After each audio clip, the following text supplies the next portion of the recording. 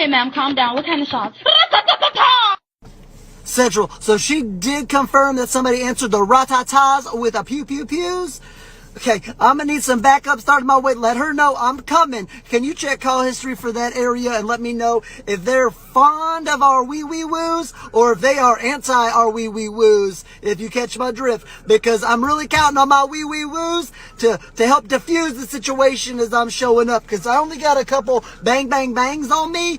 And listen, I don't need to show up with my wee wee woos and the ratatas and the pew pew pews join sides and then my bang bangs don't go too far, okay? Because I'm not rat-a-tat-tat or pew-pew-pew proof, okay? Who's that coming through the gate over there? I think that's immigration. Immigration? What the fuck? Pablo, where you at? Immigration. They just pulled through the gate over there. You're on the forklift? Hide. I don't know where you're gonna hide. Just hide.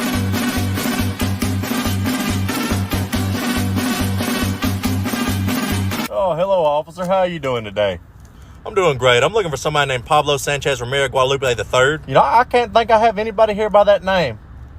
No, it doesn't ring any bells. Well, there's a Slam Silverado out in the parking lot that makes me think different. No.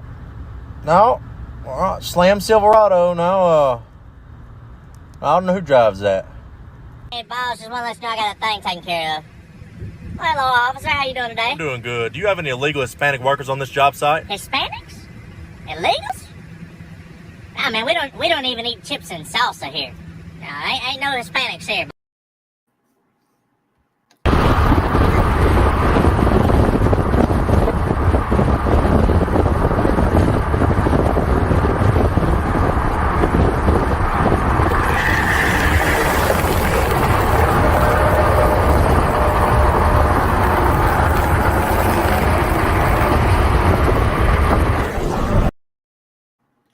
Rolling on like thunder.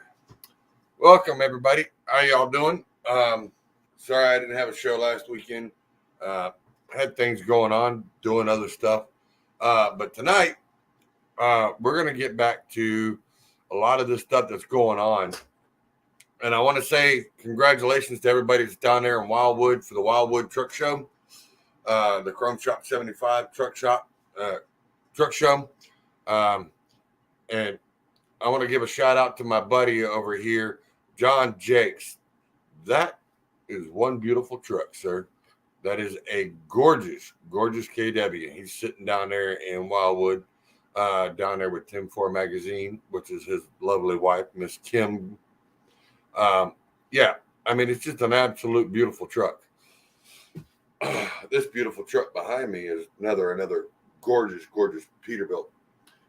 That is a 379P.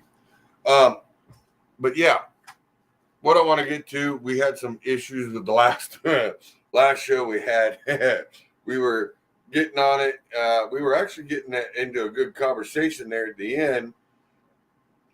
But I got the proof and everything else. He sent it over to me, and I had to send it to Scott. But Scott, you're a good guy. We love you. We enjoy you coming on, and yeah, man. I mean, it was pretty funny. And I want to give a shout out to Frank G. Frank G, you did an awesome job. You come out here and told us what was going on and what really it is to be a broker in Florida on the pay rates. Because when you go to Florida, you don't get nothing. There's just no freight coming out. I mean, when there is freight coming out, but it just don't pay. And the simple reason is it's Florida, and that's just the way it is. What's up, Glenn Collis? Hey, yes, sir. Senior, that is. How you doing, sir? Good to see you. But yeah, we were getting in the hot and heavy over a little bit over brokers and the stuff that was going on. But tonight we're going to be talking about the stuff that's going on with New York. And it just that makes a whole different little thing there. And I will bring it up. I'm going to put it up here so y'all can see it. New York State announces, and this is New York, and they announce New York is doing a statewide diesel truck emissions enforcement blitz. That's all 48 counties. Now, if you guys are in New York and you decide to sit there and idle, don't do it. Don't do it. Just like Asian Mai said earlier today or yesterday, this is started yesterday. Do not do it. Do not. I mean, if you can bypass it, drive through New York, get away from it. It's going to be a nightmare because they are looking for anything and everything, and especially if your truck is running, they are looking for the emissions and they are laying out heavy duty fines. Definitely laying out some heavy duty fines. Yes, sir. Good to see you. Let's see what you got to say. You're getting something when you go to Florida, you get screwed. There, yeah. Hey, no problem. Hey, I understand. Oh, that's Junior. There's Junior now. I had Senior on here. Yeah. But yeah, Glenn, when you go to Florida, you're going to get screwed no matter what coming out. You're better off to deadhead and eat. If you made enough going in to get your fuel to get out, you're going to make a better decision of getting out of Florida, just deadheading out and just doing it that way. Let the local boys there try to run it out of state. It's the only way you're gonna get ahead of the game. But like I said, here we are in New York. They're doing their enforcement blitz. New York State Department of Environmental Conservation, which is the DEC, is conducting a week-long, now this is for a week-long enforcement detail tagging idling trucks and emission violations. They are not playing. As of April 21st, announcement, the DEC said the enforcement blitz is taking place in approximately 30 locations statewide to commemorate the Earth Week. So it's supposed to be like Earth Day, birthday. This is for the week. And this is how they're playing it. I mean, they are going to be pulling into rest areas, rest stops, truck stops. They're going to be pulling everywhere and catching you guys running and idling.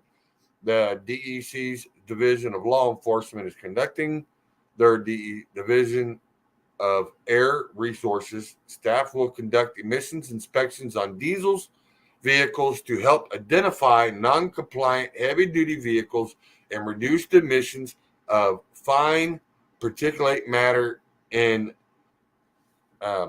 disadvantaged communities where there is often significant heavy-duty truck traffic. So pretty much your shippers, your receivers, they're going to be going in everywhere.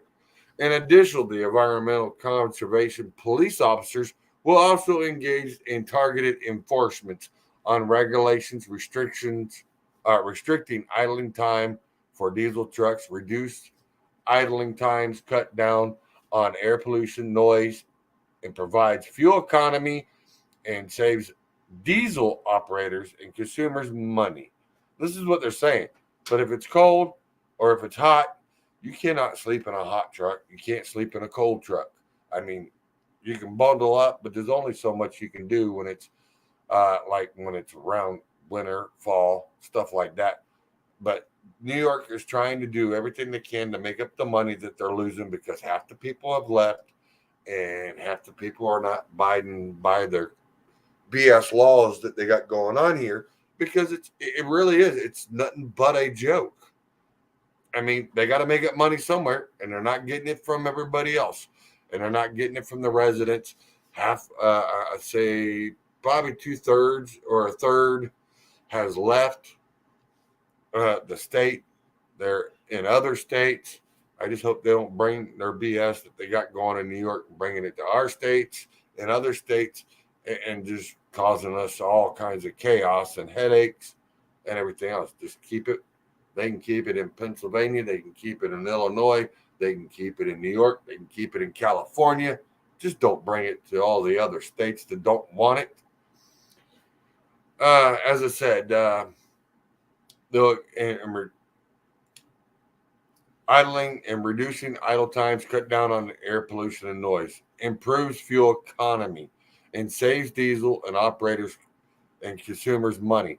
Officers will also monitor compliance to pesticide applications, solid waste transportation, and burning as part of the Earth Week detail. All right, so what are they going to do? They're going to start writing this stuff as your truck's doing a burn off. I mean, because it did say open burning, part of the Earth. I mean, these things you got to regen somehow, and if your truck's on a regen, they're going to consider that pollution. I mean, it's getting a very hairy, iffy deal here. New York State continues to lead the nation in taking bold actions to reduce the greenhouse gas emissions and other air pollutions that harm our environment, economy, and the effort to environmental justice communities that are desperately inspected by by pollution. All right, DC, the DEC Commissioner Basil Sagos, Sagos says the latest diesel truck detail happening as we commemorate Earth Week. Commemorate Earth Week. Will take dirty trucks off our roads, and provides us with a great example of why we need accelerate on transition from fossil fuels to prevent the danger that they cause to our climate and health of our communities. Now, this right here looks like to me that they are sitting there putting this on here just for the simple fact that they are trying to do the long reach of Biden on the, hey, let's do the electric car system. It's the better way to go. They haven't even started producing a lot of these trucks and cars out here because they can't get half the parts, can't get the chips. And then you're going to get out here and force all this? Let's see what Glenn's got to say. Glenn says, a friend of mine was in New York in his pickup. He had it idling and it was snowing, and they woke him up and told him to turn his truck off. Wow. I mean, wow. I mean, that explains a lot of it right there. Right there. It explains a lot of it. I mean, it gets ridiculous. He goes down in there and it gets even further. And I mean, it gets totally outrageous. I don't know. My thoughts on this is it's just totally they're out of their mind when it comes to this crap. I mean, they expect this to be overnight, and if it ain't overnight, they're going to force your hand and twist your arm and make you do it. And it just where does the common sense come in? Where does it come in? That people can't live being frozen in their truck with it being cold and they're in the snow, or being hot and having the windows down and you're still dying of sweat and you're pouring it out of your body. You got to be able to be cool or warm. These people don't care. They don't. They want to sit there and watch you suffer. They want you to go through this crap and do all this different stuff and jump through hoops, all because they say so. It's their state. I'm telling you, it's going to get bad here soon. They're going to start doing this. If New York is doing it now, watch. Your next state will be I'd say Illinois. Illinois will be your next state that will start trying to pull a weak blitz or some type of crazy idea. California, they already into their craziness. They've already started with half of this stuff that's going on. I know there's a few of them out there still doing their protesting and doing their truck rallies. It's got me puzzled that why are we allowing them to do this and take control? It's like, screw it. Y'all want to do this. You want to hurt us. You want to keep us out of your state. basically what they're telling you is, hey, we don't want you here. We don't want you in our state. Get out. Pretty much. Exactly what they're telling you. Telling you, get out. We don't want to deal with you. Well, good. Then we won't ship nothing to you. You can see if you can get it on an Amazon truck. Hopefully it's electric. Maybe it'll bring it to you. Because last time I looked, half the Amazon trucks I see around here, and they're the big cargo vans, they're not electric. They are gas. They are diesel. FedEx, same way. UPS. Amazon's supposed to be cutting down, from what I understand. They're going to be cutting back starting next month. They're going to start having drones. They've already started buying the big commercial drones, and they're going to start having drones delivered to packages, which is going to cut out the guys that did the lease on the vans, which is a 10-year guaranteed lease. They're fixing to cut their throats and send them out the door packing. You ain't going to be able to make that truck payment. You ain't going to be able to sit there and do your lease on this, because they're going to cut you out of it. And it's like, what are you supposed to do? Yeah. Just like, where's the old fella at? Is he sleeping? I'm guessing, Glenn. I mean, it might, it's 8 o'clock. It is his bedtime. You know how that is. Yeah, I can see what he's doing. I mean, I can send him a message to see what he says. See where he's at. There. Let me see. There. Let me do it that way. Yeah, there we go, Scott. Let's see. Let's see what he's doing. He might be sleeping. I don't know. I know he ain't doing much. But, yeah, I mean, this is some of the stuff that's coming out. And I want to thank CDL Life. That article's in CDL Life. It's coming out. It's just, if it ain't one thing, it's another. I mean, it's getting crazy. And see, like Love's is opening up new stores. They got a new one in South Carolina and a new one in Washington. Distracted truck. Ooh. This is where we got to be careful, guys. Get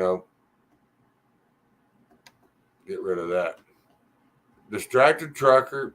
All right. Yeah. Oh, wow. That says a lot right there. Hang on. Let me do this. Yep. Wow. I couldn't believe it. I just sat there and seen this. Yeah, look at this. Check this out.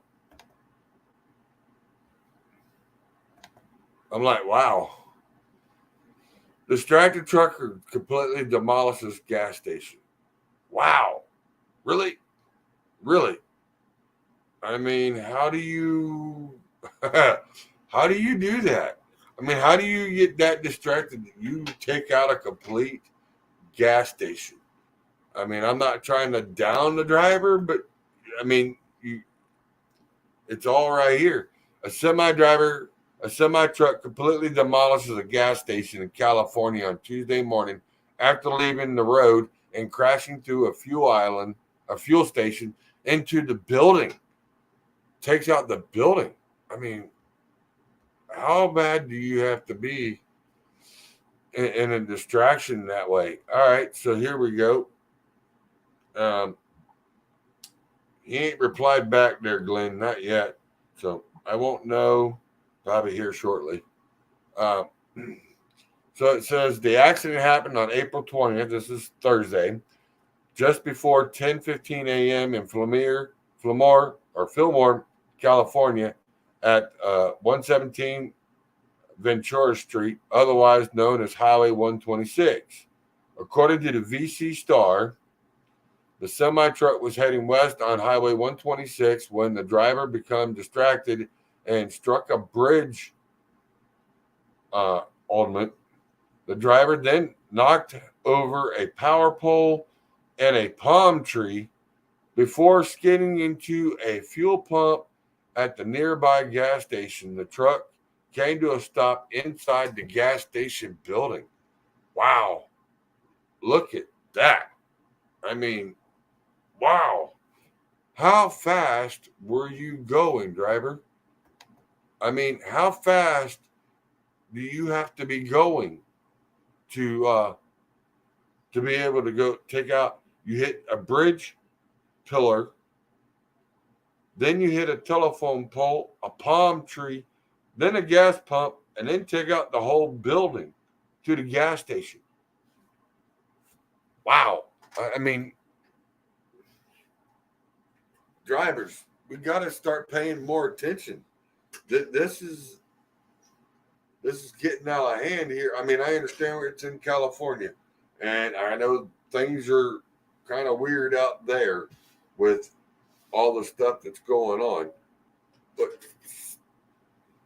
I don't know. I mean, it seems like there's more and more of these things going on, and it seems like they ain't got drivers that are qualified. I mean, it almost goes back to the same issue that we had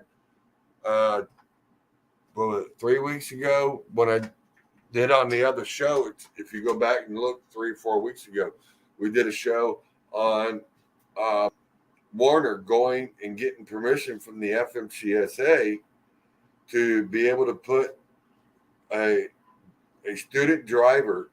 You don't even have to have his permit, just the paper, not even the permit to say that he's a temporary CDL driver. You don't even have to have the paper, and they're putting them in the trucks and training them and driving. And then they also got permission that they didn't have, that the trainer does not have to be in the front seat or in maybe even in the truck, from what I'm understanding, even in the truck while they're training these drivers. It's like, come on, people. Why they can get away with that, but the average guy like me and everybody else gets the book thrown at them for even looking cross-eyed? Or even if we tried to do something like that, like, hey, you want to learn? I'm a truck driver, been doing it for 25 years here. I will show you the ropes.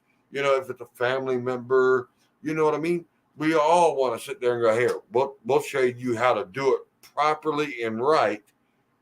But if we do that, God, our truck's taken away, we're thrown in jail. Everybody else is just, wherever. It's like, how are they getting away with this? I mean, it really, I don't know. Glenn says if they would bump the speed up faster than 55, that driver may have been paying more attention instead of paying. You know what? You're right. If he probably wouldn't be playing on TikTok, but still, I mean, he could have been distracted. He could have, could have been tired, reaching for something to drink, reaching for something to eat. I mean, hell, I've seen drivers get out of their seat and be reaching behind, trying to do whatever they can back here to reach a drink or something to snack on. I mean, it really makes a big difference. What's up, Michael? I'm glad you stopped in, brother. Yeah, I'm on CDL Life, and you can see I appreciate CDL, and this is all for educational and purposes and everything.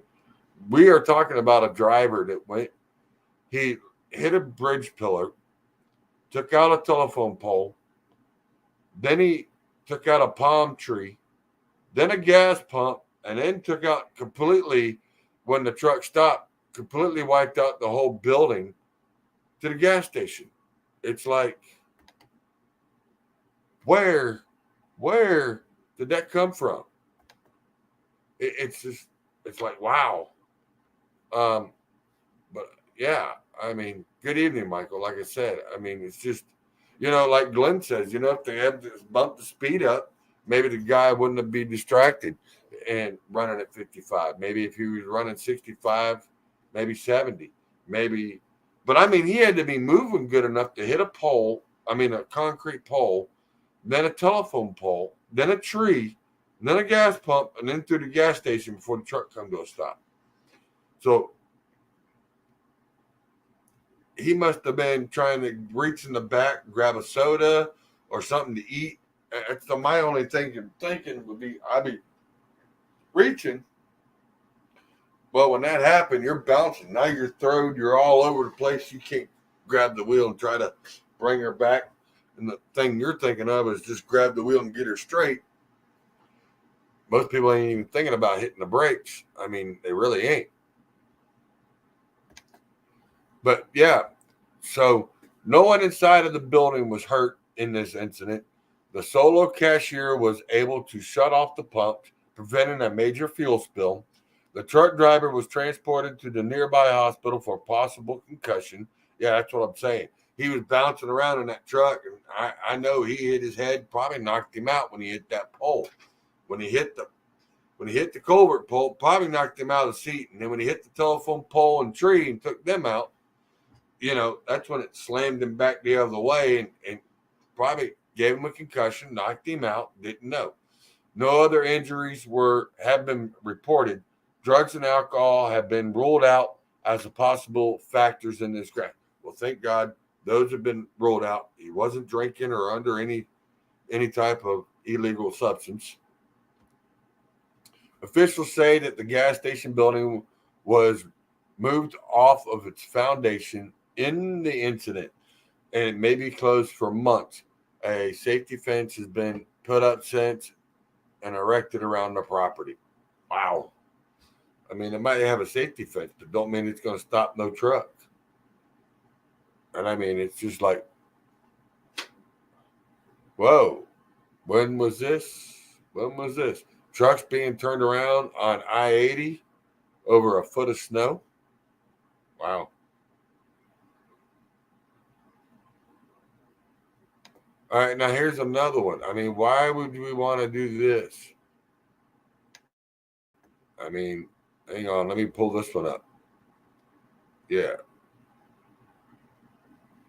Oh, man, this is pretty rough. Here, let me pull this up to you. Here's another one. I mean, all day long we can find this stuff, and it's here. It's like, wow, really?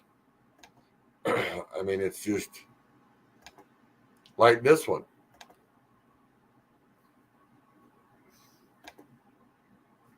Parking garage partially collapsed as a trucker searching for overnight parking. Why is he on a parking garage? For one. That's my next question. You know what I'm saying? I mean, stuff like this. And well, you're right. Cruz was set, Cruz set. That Cruz set and probably fell asleep. You're right, Glenn. He probably did. He probably did have the Cruz set. Or like I said, I mean, I can see I can see the Cruz set, but it was at 10:15 in the morning. He could have been driving all night. And some people can still fall asleep with the sun, which I can understand that completely. But I also think, and it also could be he'd be reaching back, grabbing something to drink, or he was distracted enough because his refrigerator probably sits over behind the passenger seat that he could reach over, and as he's trying to open up the fridge, wasn't paying attention to what's in front of him, and he's trying to steer it and not looking, and ended up running it off the road. But this guy here's another one. I mean, this stuff is happening, and it's not because we're dealing with just stupid stuff. So let's see what this one's all about. See how this one up. A trucker searches for overnight parking accidentally led to a partial collapse of a parking garage in Virginia on Wednesday night. Sure, that's the next state over for me. In Virginia. Wow. And he's driving a pneumatic. The incident happened on April 20th in Lynchburg, Virginia, just after 10 p.m. at a parking garage near the Three Roads Brewery. So, I mean, he could have been bringing in yeast or whatever with that. But still, I mean, wow. According to WSLS News, the driver entered the parking garage while looking for a place to park overnight while waiting to deliver. Yeah, see, he was delivering to the Roads Brewery in the morning. As the driver made his way across the top deck of the parking garage, his truck fell through the concrete, causing a partial collapse of the garage. All right. So, all right, we'll play the video.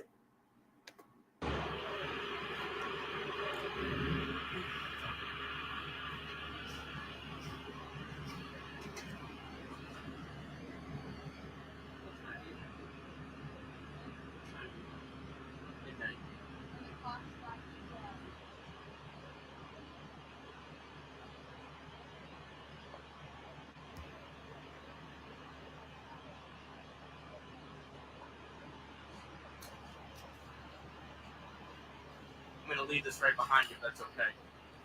So, no, I'm going to save it.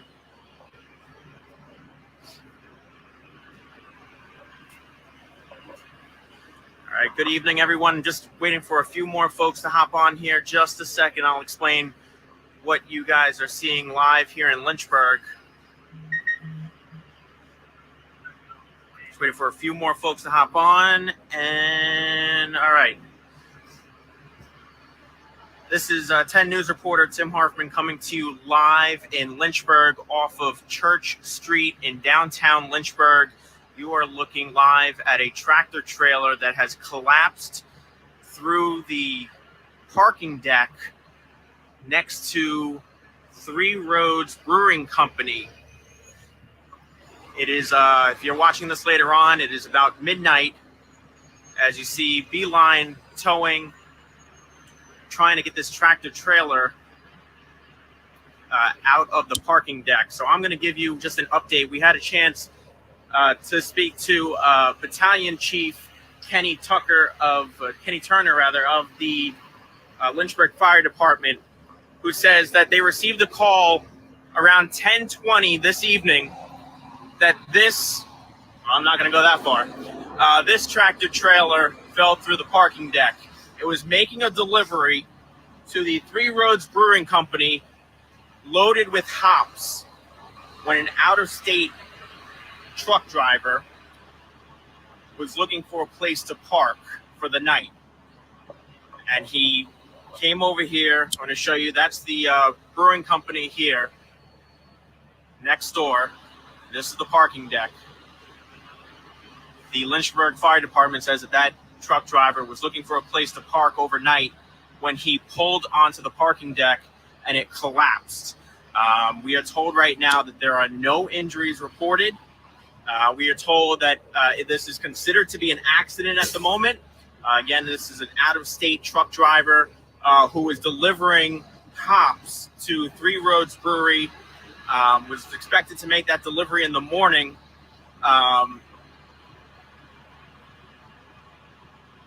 And was looking for a place to park overnight. Now, we are told that this truck weighs about 77,000 pounds. And again, no injuries reported. This is considered to be an accident. If you're just joining us live, I'll give you a quick recap.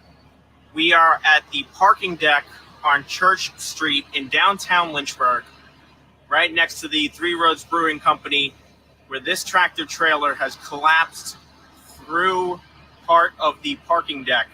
We're told that the out-of-state truck driver was making a delivery to the brewing company, expected to make that delivery in the morning, and he went to pull onto the parking deck just to find a place to park for the night when it collapsed. You see Beeline Towing Company trying to assess the situation here and figure out how they're going to pull this tractor trailer. I'm going to walk around here just for my safety. If you're watching this later on, it is just after midnight. Now Thursday morning here in Lynchburg, and as you can see, the tow truck getting ready here. Lynchburg Fire Department's on the scene. Lynchburg Police Department is on the scene, getting ready to pull this tractor trailer out of the parking deck. Again, no injuries reported. We are told that there we're told that from the fire department that there was one vehicle parked on the lower level underneath, but there's no damage to that vehicle, and the driver was able to go in safely, get that vehicle out. So again, no injuries reported right now. We'll just give you a quick couple more seconds here, couple more minute view as they go to begin to attempt to They do have it up. pull the tractor trailer. I see they do have the axles up and out. Now, the thing is, Fire department says that obviously the parking deck will be closed in the coming days as they assess the damage. We'll try to zoom in here. Again, this tractor trailer, we're told, weighs about 77,000 pounds. No injuries reported. It's considered to be an accident, as an out-of-state driver was making a delivery to Three Roads Brewing Company next door. Yes, so there is a parking garage. There is a lower level underneath where that truck is. But as I mentioned just a few minutes ago, fire department says that there was only one vehicle parked under there, and the owner of that vehicle was able to go in safely and get out. So this time of night, there are no other vehicles in the parking deck. Give you one more quick look.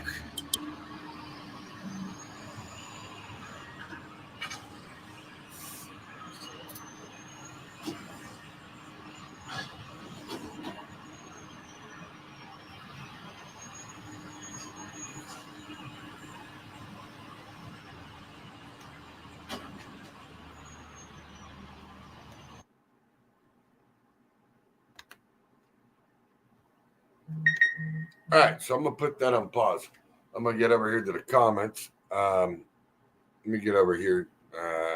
Get over here in the comments. I see there's a lot that's rolling through here. Michael says, too much using their heads for hat racks. Not enough of them made for thing. You're right about that. And you're definitely on the number on that. You know, I mean, all it takes is a little bit of thinking and realizing. But here's the thing. If you know you're a brewery company, you got trucks bringing in your product, why are you building a parking garage under where your trucks are going to be backing up, pulling in? I mean, I can understand. You see where the asphalt is, and then it turns into concrete. They got cones up, but if you got a guy that's making a delivery overnight, if them cones mean you got to be on the right side or left side to keep from doing that, I mean, who knows?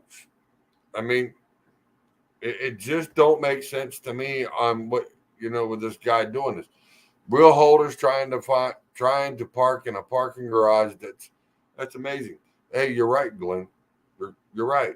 I mean, he's an out-of-state driver. He don't know. Probably there for the first time making a delivery. They don't put nothing in the bill of lading stating that there is instructions that, hey, this place has a parking garage underneath. Do not pull on property, you know, doing things right. And like Michael says, you know, not using their heads to think for themselves, not taught how to navigate without GPS. And plain and simple. I mean, you're right about that. And then, hey, look at there, Glenn. See, he popped in there now. Good evening, Mr. Charles. Good evening, Mr. Scott Granger. I did send you a link, even though you're probably already done took your meds, taking your sleeping pill, getting ready to go to bed, and you didn't even want to pop in. We see how you are. Yeah. And Miss Karen, he did not call me back. I had to call him.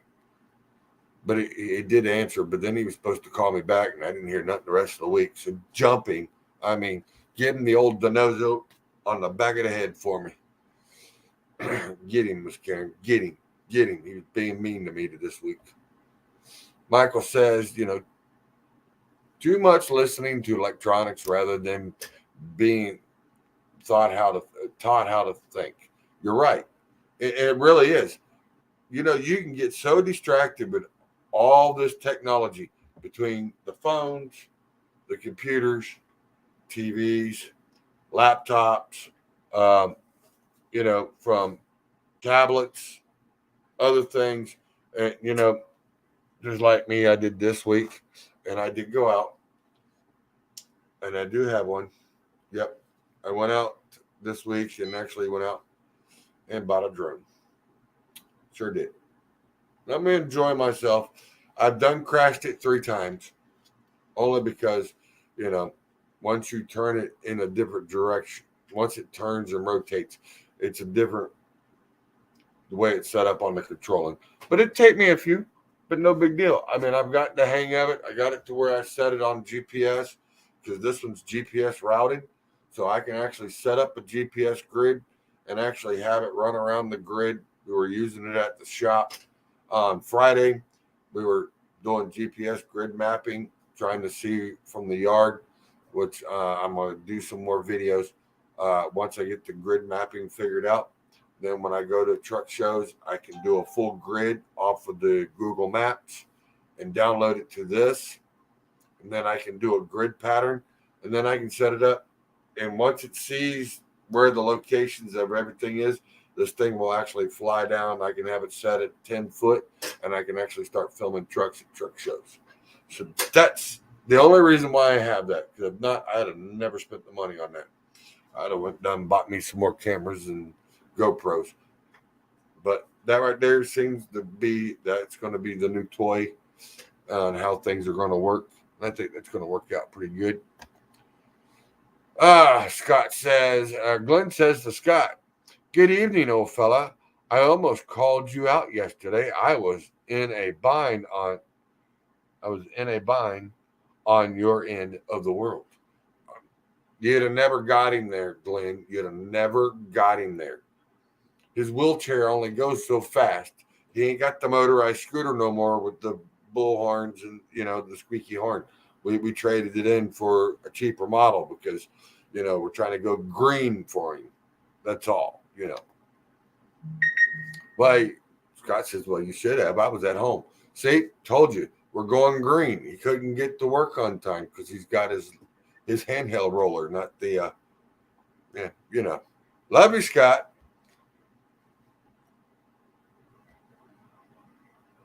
Oh, well, now I guess they're going to have a conversation over here in the chat. Let's see what they're going to be talking about.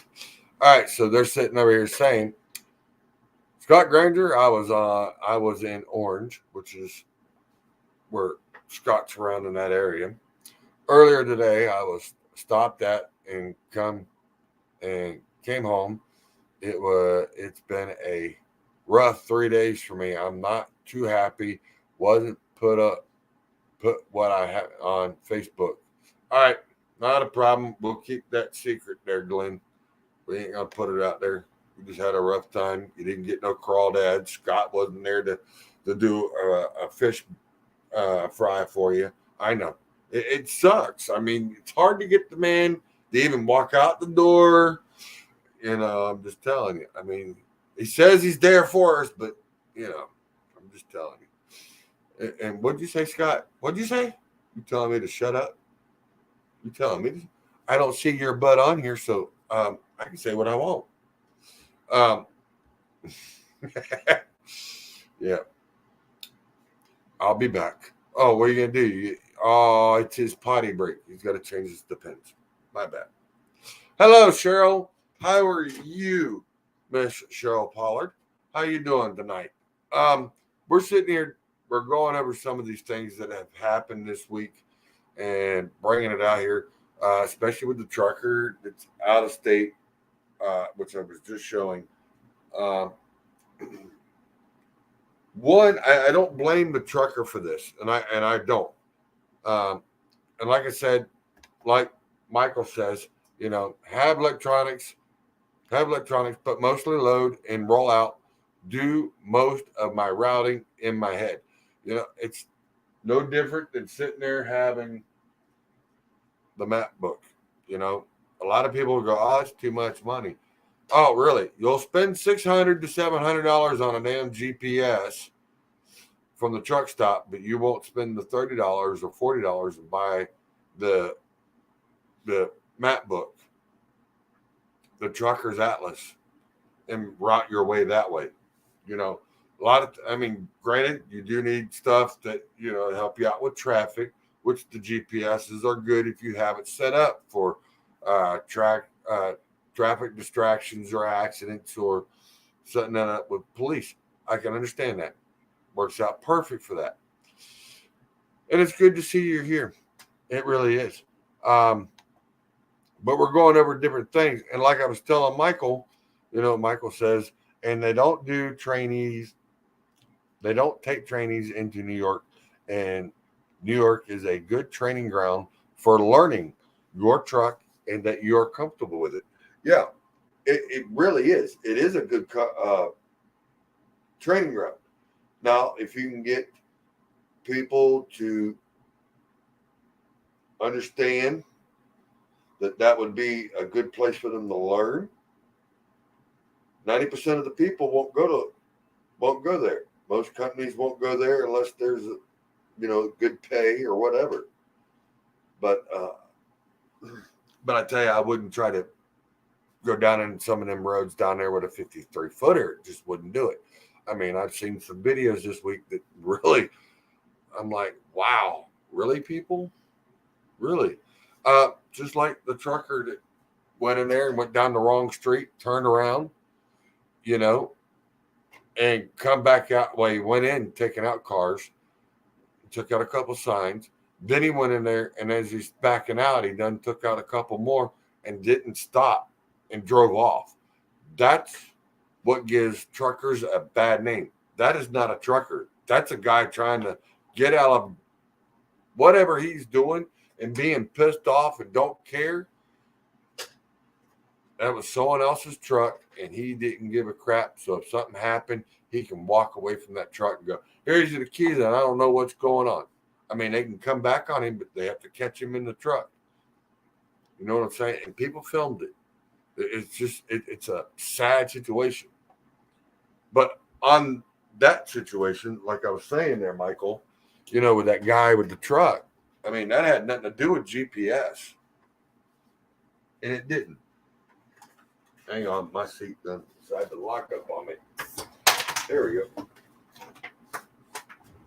There. Now I can lean her back. We're good. But no. It's the guy that was delivering the hops, which is what he was doing there to a brewing company. Why would you have trucks that you know you're going to have 80,000 pounds rolling over daily and put a parking garage directly underneath where they're going to be driving? And I mean, as the cameraman turned the camera, you can see it. When he turned, right along here, sat 1 door, 2 door, 3 door. Why would you have trucks knowing you're going to have to pull up, back up? And then you see the tank. It sat where that tanker sat this way. The tank sat off on this side. So he would have to back up, turn right, back into it. Well, see, I turn right and the camera's backwards. So you'd actually have to back up and then turn into it. I mean, it makes no sense on this situation. But Scott leaving, he went to bed. Dang it, Scott. I see how you are. Scott, you going to bed? I see how you are. No, it looks like Glenn's going to bed. Looks like they're both getting tired. Hold on, let me get back over here to Miss Cheryl Polar. Cheryl Polar says, my first time in New Jersey. Oh my God, I cried so hard. I was lost trying to get unlost. It can be really, really confusing. If you're not used to the area, you're in somewhere that you don't know. And some of these places are so tight over in there.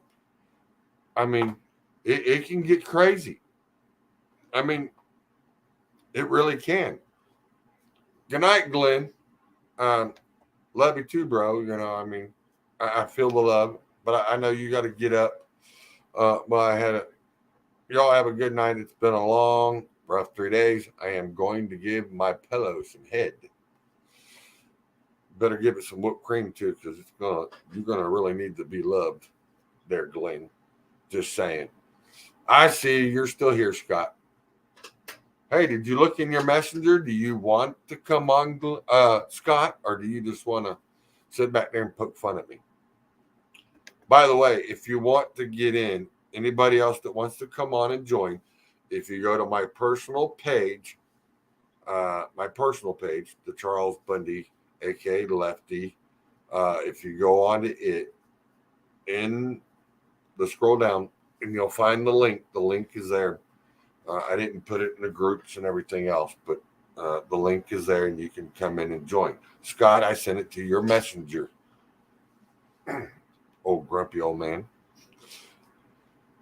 As Michael says, freight box and reefer in New Jersey and New York is always crazy. Yeah, it is. Just like going into Chicago. Chicago is crazy going into Chicago. It really is. Chicago is a nightmare.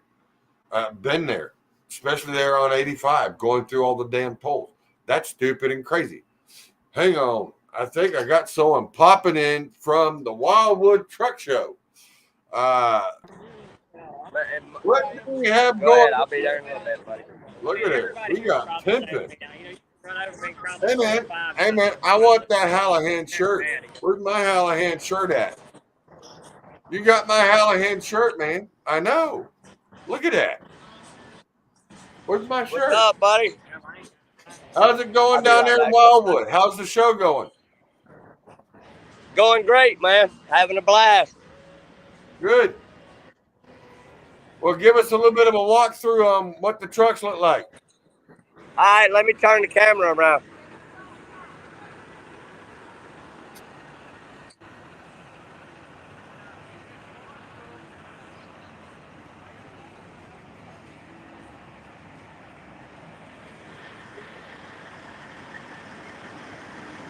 Man, that's a beautiful show. I was there last year. That show was it was an awesome show. But this year they got 3 times the trucks. They made more room. I've actually seen the aerial on that. That actually is. I mean, it's a beautiful, beautiful, beautiful, beautiful show.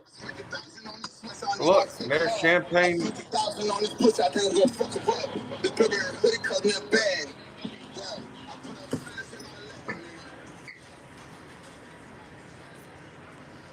And I got something. I got something even better. How many Hallahan trucks is there?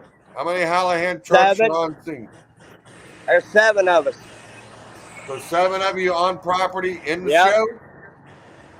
There's 7 Hallahan trucks here at the show. Oh, in the show. So. Yep, there's 7 of us here. 7 of us that are in the show. Nice, nice.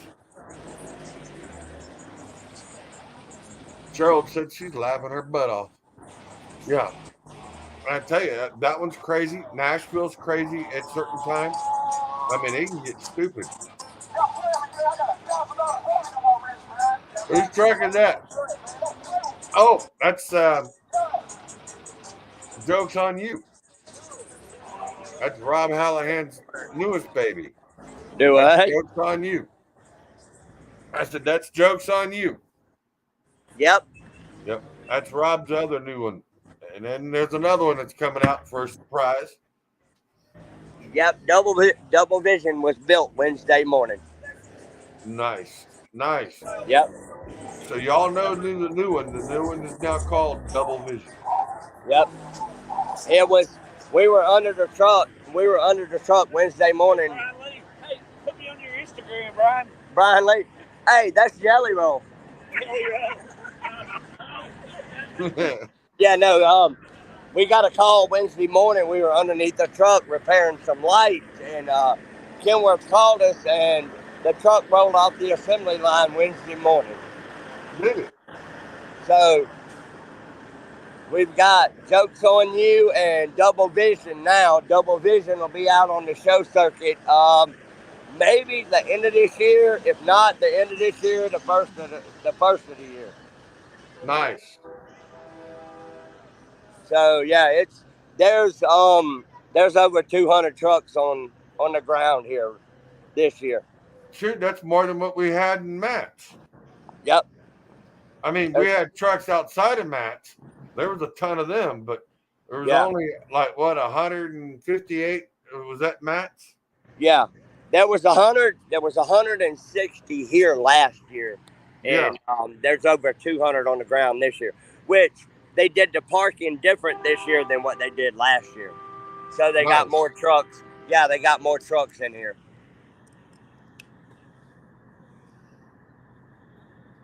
Michael said he hollered at a few of the Hallahan drivers in passing. So he runs out that way and runs across you guys quite a bit too. Oh, okay. Michael, you can't miss Kelly in the Champagne 389. It's called Champagne Dreams. I've had Champagne truck with burgundy fenders. I've had so many people holler at me in the last week. You know, I don't even know who half of them are. It's just like now, you know, I've probably had 50 to 100 people walking to me in the last 2 days and like, hey, I follow you on TikTok. I'm so-and-so. It's nice to finally meet you. And it's like, okay. Yeah. Well, I mean, when you get 13 to 15 to 18,000 followers, I mean, it really does make a difference. Yeah, I mean, it's hard. It's hard to, you know, talk to everybody and, you know who they are. That's the biggest thing about it. But, you know, just, you know, I try to talk to everybody that comes up and talk to me, man. I've had so many people come up and talk to me here, and so many people wanted me to take pictures and sign hats and shirts for them. And hey, well, see, that's the difference between being where you were and to what you are now. Yep. You're now in the qualified driver section. You know what I mean? Yeah. It's just it's different, you know, in having to carry myself a whole lot different than I did last year. It's changed me a lot, you know, because of who I drive for. You know, I mean, he's got a very good reputation in this industry and in the show truck world, and you got to carry yourself a whole different way than you've ever done it. Yeah, but the thing is, you know what that means? That's driver professional and driver outlook. Yeah, I mean, you know, it's what it's all about, being with a company like Rob Howard. Yeah. Well, I mean, just, you know, I had major surgery Monday morning. Tuesday morning, I was out there in my yard on the ground with a pressure washer cleaning my truck. Yeah. Wednesday so how'd the morning, surgery go? So the surgery went well? Yeah. Good. Yep, I'm good, you know, and Wednesday morning, I was down here Wednesday morning working on my truck again. And I've worked on my truck, cleaned my truck every day this week. Makes you want to sit there and go, hey, I want to hit the road. Yeah, I need a vacation from fucking show truck season. Yeah, and it just started. Yeah, no shit. That's the bad part. Show truck season just started. We've only had 2 shows. Yeah. I went to Matt's, so I will be going in 2 weeks. I will be at Large Cars and Guitars. I will be there at that one. Quite a few people are going to be showing up. So Left Lane with Lefty will be there. I will have full gear, have everything done. If you guys want to catch up with me, I will be there. It's at exit 407 off of 81, just outside of Knoxville in Sevierville. And that's large Cars and Guitars. We will not be there. We will be at Earldale, Iowa show. Yeah, because you guys you'll be putting on, Rob Hallahan will be putting on his own truck show that he's got going on. Which we can understand that. It's also Mother's Day weekend too, so. Yep. And then we're going to do Walcott, and I don't know what else yet. Hey, look who popped in. Father Time. Yeah. Hey, old man, how you doing, buddy? Making it, baby, making it. That's all we can do. So you've been sitting at home, Scott, or what's going on? Enjoying it. Don't tell me you retired already. Do I? Don't tell me you retired already. Not yet. I'm about to say, because, you know, I got to get some more videos and footage of you, you know. Sitting around doing nothing ain't getting nowhere. Right? I had a funny thing happen to me today, and it was hilarious because it was in front of a bunch of people. I went and talked to the guy that does all our custom work, Johnson Hill Custom. Yep. And he gave me a bunch of hats and stuff to give away and all that. Well, I had one of the hats on, and I walked over there, and Troy's truck was talking to Troy. Jacob walked up and took the hat off my fucking head and said, and signed it. Now you're famous. I was like, bitch, you didn't have to sign my hat. Hey, but you know, it's just one of the things, man. Oh, yeah. We're all friends in there. It's all friends, you know. Yeah. Troy's good people. So yeah, is Troy's Steve, real good people. So is Jacob. Brian Lee's good people. You know, people hate him on TikTok. He's the most hated man on TikTok. But Brian Lee, he's just a down-to-earth guy. And when you get to see him in person and you get to talk to him, all right, Michael, you have a good night, brother. And hopefully we'll see you soon. Somewhere, somehow. I'll try to meet up with you sometime. But yeah, you know, it's just one of those things. Yeah, I mean, it's been fun down here. It's been real fun. You know, there ain't been no bullshit like there was last year. You know, well, we ain't going in there in that situation last year. Everybody's had a good time. You know, it's been great. I've enjoyed it. I mean, I can see where they've been having a few of them on TikTok where they've been doing some nice little skits and having a little fun, and everybody's just. It's a whole different atmosphere than being at Matt's. Matt's was all serious. Let's get it done. Biggest game of all. And now everybody's like, they can let the guards down, let it be, and just go with it. Yeah, I mean, this show right here, I mean, you were here last year, Charles, and you were too, Scott. Regardless of what happened last year with all that dumb shit, you know, this show right here is just all of us finally getting together all in one place and being able to hang out with each other instead of passing each other on the road or sitting down individually here and there, eating dinner and bullshitting. We're all together in one place, and I mean, it's nice to be able to do it, you know, and the people get to see, you know, the work that we do all year round to keep these trucks like we do. Yeah. And y'all both know it's a full-time job to keep a show truck going. That it is. Because I got to give a shout out real quick to. What's up, Rick? Good to see you. I'm glad you're watching. Where's Rob? Hey, have you seen Unicorn? I haven't seen her. Who, Candace? Unicorn. Yeah. Candace and Chuck and Unicorn are here.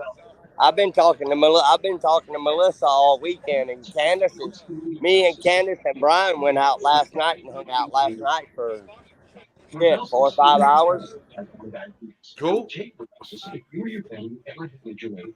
Well, tell Candace I said, hey, when you do see her. I will. I'm going to go talk to her in a little bit, and I'm going to go talk to Melissa here in a little bit, too. And then I got another one. I know who this is, but it says Facebook user, but it ain't a Facebook user. That is Austin Dutch. You know who Dutch is? Who? Dutch. Oh, yeah. Yeah, Dutch has said hi. What's up? He's watching. He's Oh, watching. okay. So Hey, man. yeah.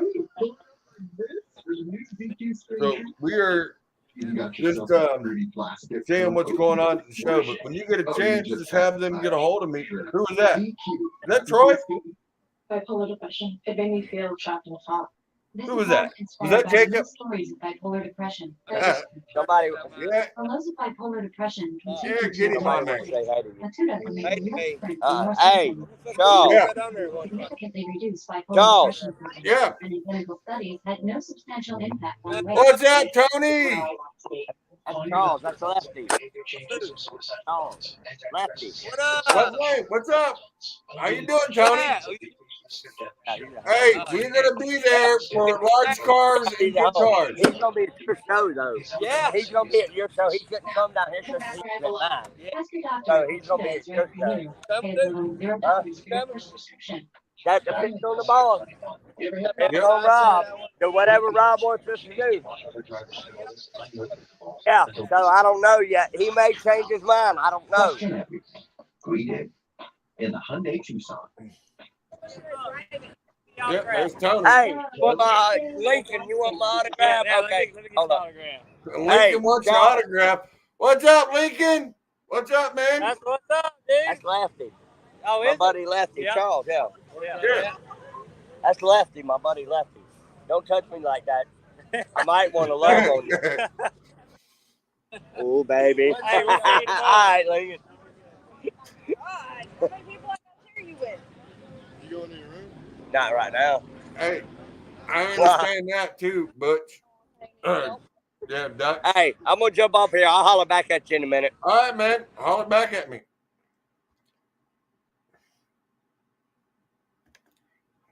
So as you can see, I have people all over the place. It's nice to sit there and see Tony. Tony knows I am coming. It's just he don't recognize that there is. I have to get with him on some other things. But like Dutch says, I wished I was in Wildwood. Instead, I'm in Wisconsin. Why are you in Wisconsin, man? You know, that ain't where the fun's at. That ain't going to be for another couple of weeks, you know. And hello, Miss Day. Miss Day, how are you? Yep. All the guys. That's why I said I need to get on with them and get with them guys. They're a good group of guys. I'm telling you, Max was busy. It was all business and networking and trying to get other stuff out there and trying to get things going on. You know, like I was working with Dutch and Wilson. You know, I got invited to a couple of truck shoots. If it wasn't so blistering cold the last few days there at Matt's, would have been great if it was just a little bit warmer. But I did that's where I got cherry pie. And then he also did a photo shoot. Who was it? One of them did a photo shoot and went and did the photo shoot for cherry pie and got Joker's Wild in it. That's a good friend of mine, Joker's Wild. And Scott, you can pop back in, you know, and it was good things. Hey, I know you got to go where the money's at. Plain and simple. I wished I could say that, but this is just me. You know, I'm here to do show trucks. Right there, there's show trucks. That's a show truck. That truck belongs to Bottomley, Mr. Mitchell Bottomley now. It used to be SPB. That used to be Not Daddy's Money sitting right there. That's what that is. That's Not Daddy's Money behind me. That was before it got debuted 2 years ago. Yep. That's where that truck come from. Oh, you up there. Max is where I met many of people. TJ Grammy and Grunny. And you met me. And then you sat there and you met Trucker G. Yep. we're all good people, and I loved it because I like to hang out with most of these guys. Let me know whenever you're going to your next one. Maybe we can meet up and do it again. We'll go hang out and enjoy ourselves and have some fun with it. That's what I'm looking forward to. And that's the reason why I'm glad Kelly popped in, because I sent him a thing on it way earlier. And then Scott was trying to pop in. Now he quit popping in. But yeah. But there's a lot of things going on. I know I've gone into it for about an hour and 10 minutes. Next week, we'll have more stuff going on. I'm going to try to make the Iowa 80 Trucker Jamboree. I am going to try to make that one. I'll have to do some rearranging, get some other things going on. Because here all last week, I've been polishing trucks, believe it or not. And they're not for the show or anything like that, but company work trucks. We had drivers that didn't kind of take care of the trucks. And I told them, I said, hey, I can clean them up. Trust me, I can make them look good. And I did. And let me see if I can do this real quick. I'll go this way. Let's see. So if you hear a bleep, it's just me coming in. And I'll show it to you. I'll put it in the pictures. Yeah, there's that. Yep. Yeah. And then, hang on, I'll pull up the picture. I'm going to add it real quick. Yeah, move that one down. Put this one here. There it is. Yep, upload. Give it a second. It should be uploaded here in a second. Yeah, I'm going to try to make it to that one. No, I'm not at the truck show, Sonny. I wished I was. I really do. I really do wish I was there at the truck show. I went to Matt. I took my vacation, went to Matt, did that one. I didn't make it down there for the Wildwood show. But I will be down in Florida soon, because I wanted to go and be down there for the tow show this year, because the tow show was in.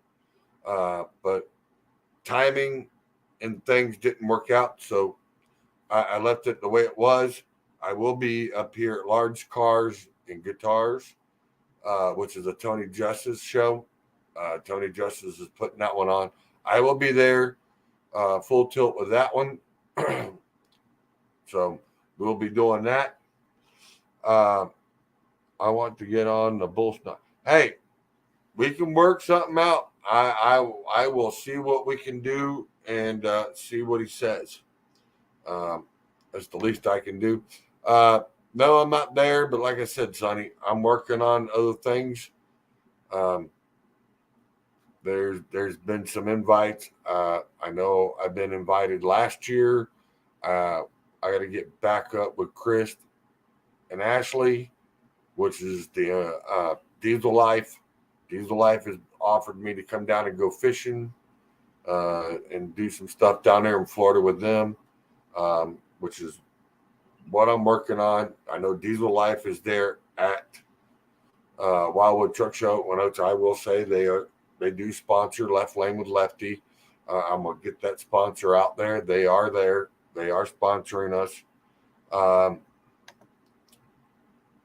Yeah, I know you want to get on. Yeah, I know you do.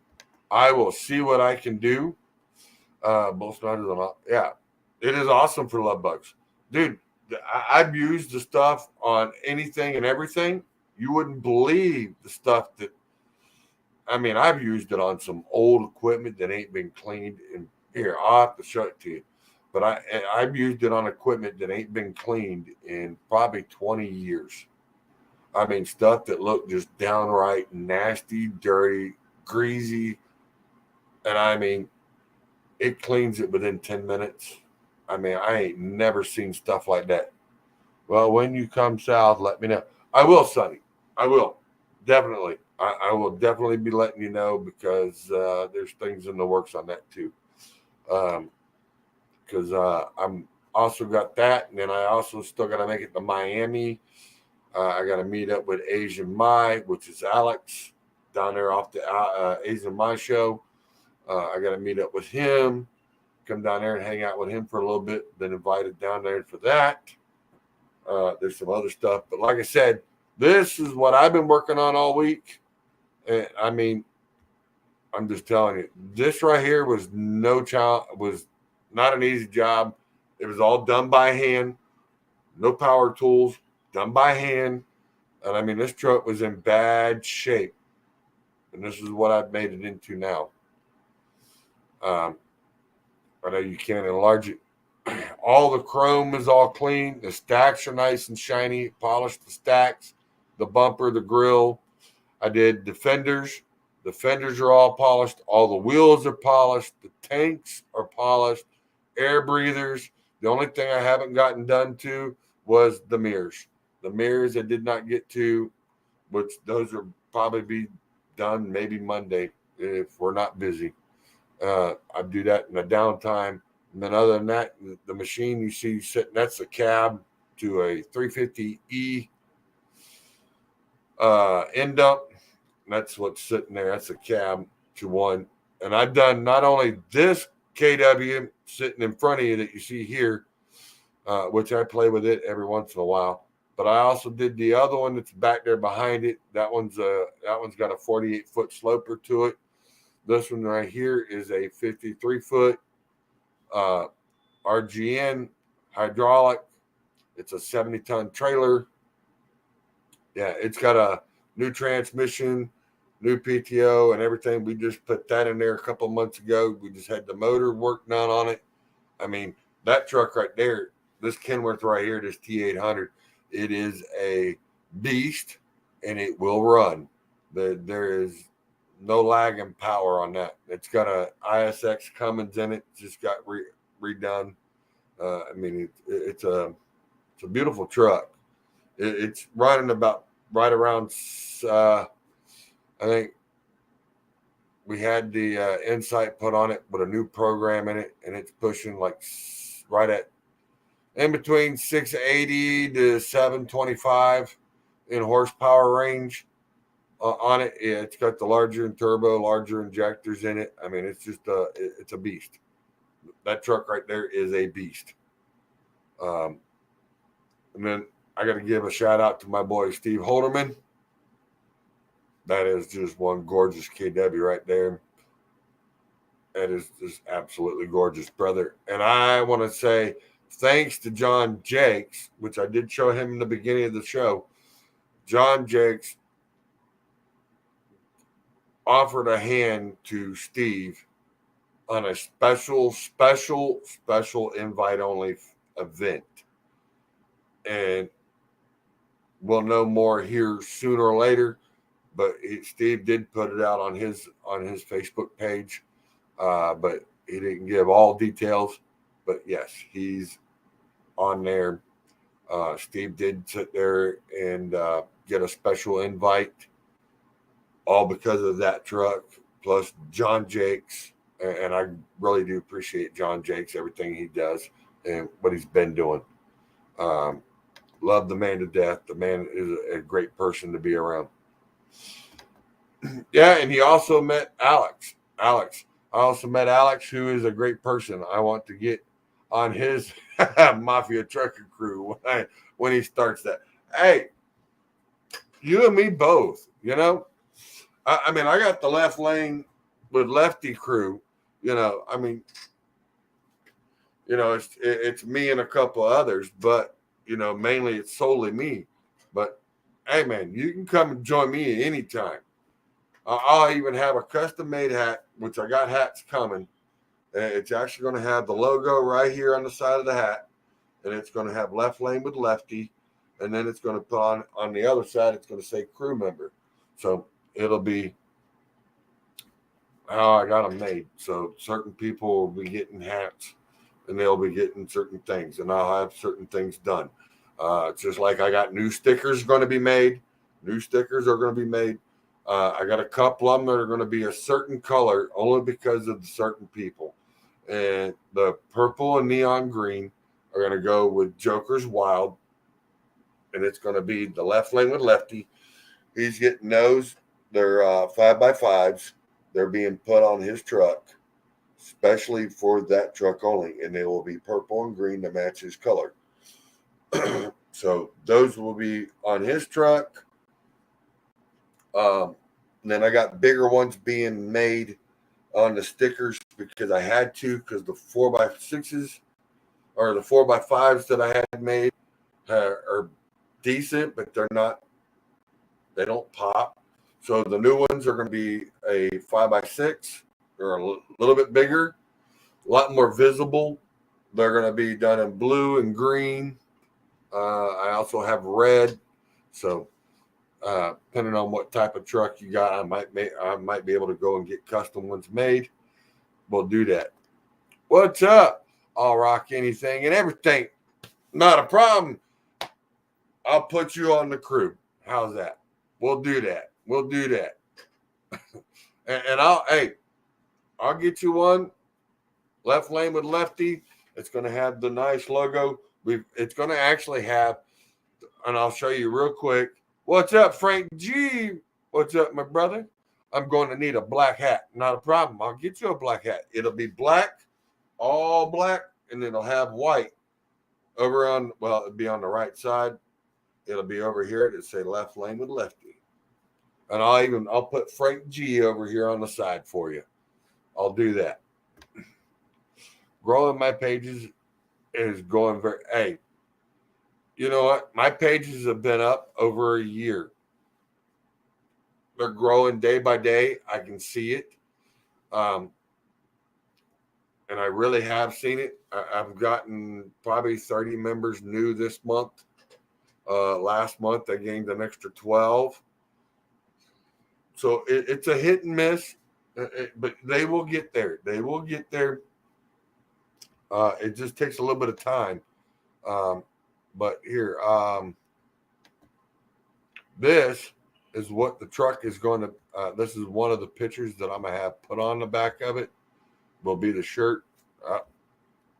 Where'd it go? It's all the way down. Yeah, here it is.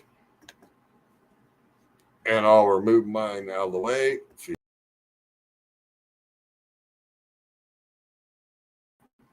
It'll be done. Or I'll let you see it.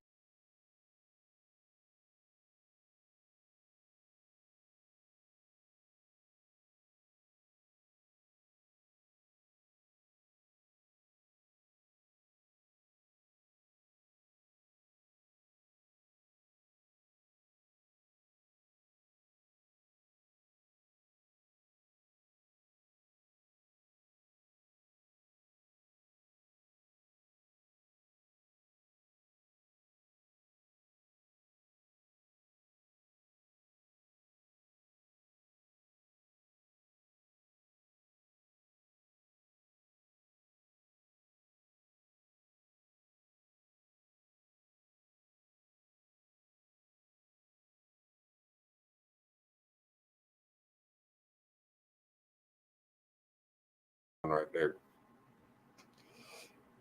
I even thought about, taking this right here and doing something with it, put it on a white shirt, do the black so the light shows up, and then do it in black above the stacks and put left lane, and then right down here in the grill with Lefty. Yeah, so I mean, I got different things that I want to do. Yeah, see? Shoot, yeah. Most definitely. I mean, definitely. Yeah. Hell yeah, nice. Yeah, I know. It's going to be nice. It takes a little bit. It's going to cost me a little more on the shirts. But, hey, I'll get them done. I can't move like some people and drop $600-700 on this stuff right this minute. I can't do that. But, I can do 100, 150 at a time. The hats that I got coming, there's 20 at 100, and I think it's 115, 120 for the hats. So I got those being worked on. And then the shirts, I hate to say it. I mean, even with my buddy which I got to do it this way. And I know this stuff ain't cheap. See? Stuff ain't cheap. These hats right here, it's going to be all black, and then it'll have left lane with lefty on the one side right here, and then it'll have crew member on the other. So that way, when you're all running out, I'm out there somewhere, they're like, hey, part of the left lane with lefty crew. But Asian Mike, that hat at the show is $25. Ain't much. I mean, you can't do much about it because, that's what the products cost. The hat was by itself, looking at the invoice on it, was $18. Then you figure the name and logo, so you got to add in the sales tax, $25. So probably the hat cost $22. So he's making it just a few dollars over it. I understand now that he owns his own broderie shop. Yeah. Yeah, with the black, with the smoke bell on it. Hey, there we go. We could do black rolling out of it too. That would be nice. See, I've thought of different ways of looking at it. It's just, trying to get it in the right place at the right time and trying to work everything into it. I'm not going to get crazy and start doing blankets and pillows. And that if I do that, like if I can work it out with Alex, and if things work out right, I may get him to start doing the shirts and sweatshirts and stuff. Then you'll be able to go through his website. I'll have the website posted into all my pages and everything. It'll be pinned there, but you can go there and buy them straight from his company that he's got now, which is some of the deals that but I won't be collecting any money from it. It won't be me. You're buying my product, but I'm not here to make a fortune off of it, and I'm not collecting any money from it because I want you guys to be able to have left lane with lefty, so you have something to say, hey, I know the guy, I have his product. It's just something with pride. Say, I got one with a sweatshirt and 3 t-shirts. There you go. Yeah. So on this note, give me a minute. I'll be right back. I got to take a real quick break. And I got to put my sponsors in there because if I don't, they're going to get mad and angry with me. And I don't want them getting mad and angry. Nah. I ain't going to get off of there. Getting stronger. This is how legends are made. Above it all, untouchable. A new animal. This is how legends are made.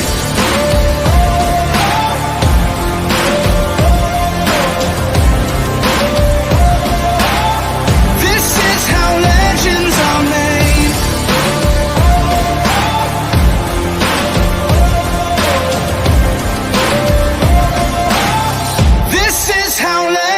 Are made. I got that lightning inside me.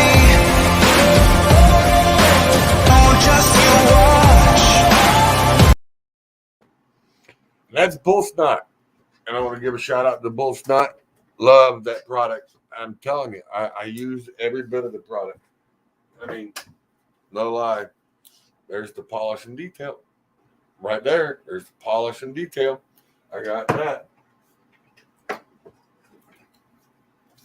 I got the greasable sitting here. I also have more. I have tons. Well, I don't have tons, but yeah. I got the shineable. Well, I know it's going to be hard to show it, but there's shineable right there. Yeah. I got all the products. Well, most of them. I got to order some more when I get a chance. I got to order probably 2 more cases. So that way I have plenty. So that way in 2 weeks when I get ready, because I know Mr. Vin Brown will be there at the Large Cars and Guitars And they're supposed to have Kentucky Headhunter there at that show. There's supposed to be a couple other things going on at that show. And yeah, so I will be there. I'll probably I'll give him a notice and pick up the cases from him when he goes to the show, so that way I'll have them there. And then pick them up, put them in the truck, come back, and enjoy it. So, what else? I gotta do. Which one is that? I don't know, but we're gonna take another one. You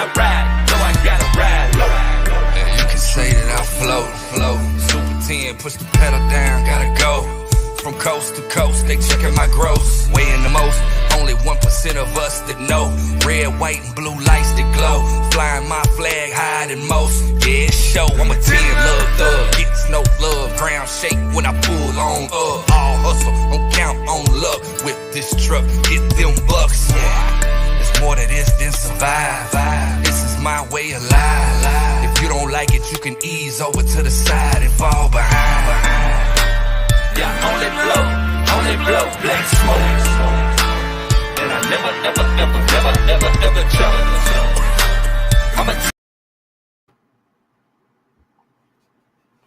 Yeah. So, yeah, I mean, I try to do different things and try to do them right. You know, a lot of times I try to get getting that time of night. You know, I try to do things right and try to get things built up. Like I said, we just celebrated our 1 year at the beginning of this month. April 1st was 1 year with Left Lane with Lefty. It is also a 1 year anniversary for Left Line with Lefty. That page is all about towing. I got some more videos and stuff that are coming for that. I also have some new stuff coming from Brown's Mill Towing, which is right here in Johnson City, Tennessee. They actually have The Boss, which is what I call Purple Haze, but the truck's name is The Boss. It's the all white 379 American Classic 1995 Peterbilt. It's got the 3406B cat with an 18 speed. It's got the 46 rears with the 336s in it. And I'm talking about, you want to talk about running, that truck will run the Scaldy dog. We got the inside done. Now, got to do a little more touch-ups on it. I got to put in the headliner and the visor board because it's all stainless. Stainless above the console, above the driver. I got to put that all in there, get the stereo and all that wired up, and then put in the new headliner that goes into it. I mean, it's going to be an absolute gorgeous truck. We've talked about maybe pulling out the interior and dyeing it the same color as the purple as the frame, but in the lights, because when that thing lights up, it's a purple glow. I mean, it's just called Purple Haze. Let's see.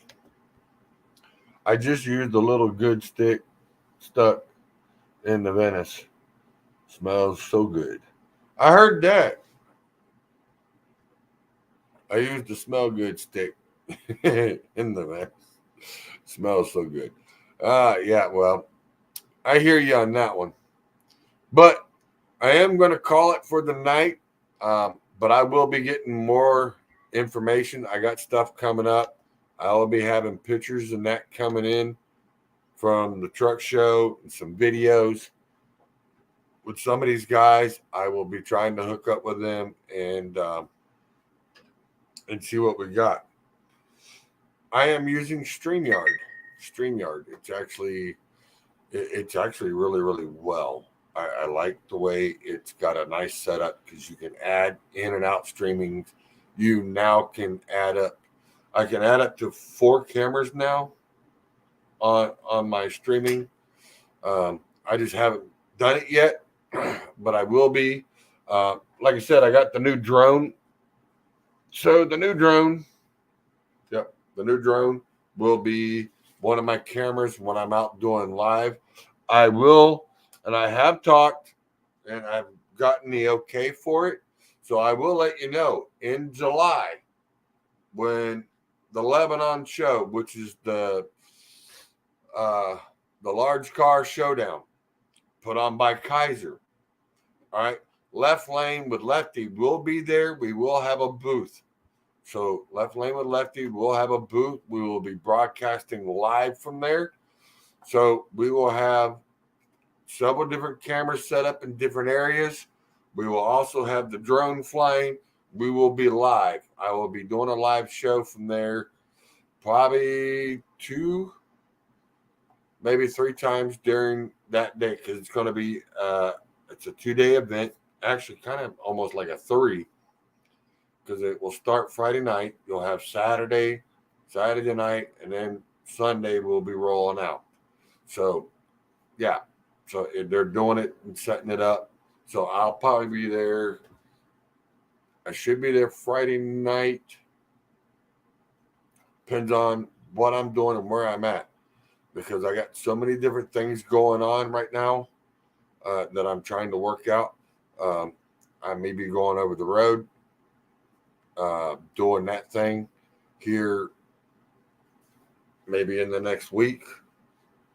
Depends on if the money's right, or I might be running local and being able to bring a play toy with me to do that show and maybe another one. So if things work out, I'm hoping maybe I'll be able to take the boss. That's what I'm looking at. So, I mean, hey, there's several things throwing up at me at this time, and I've been given some different things. There's a lot of talks of what's going on, so you may see me somewhere else. What's up there, John? Thinking about using Restream?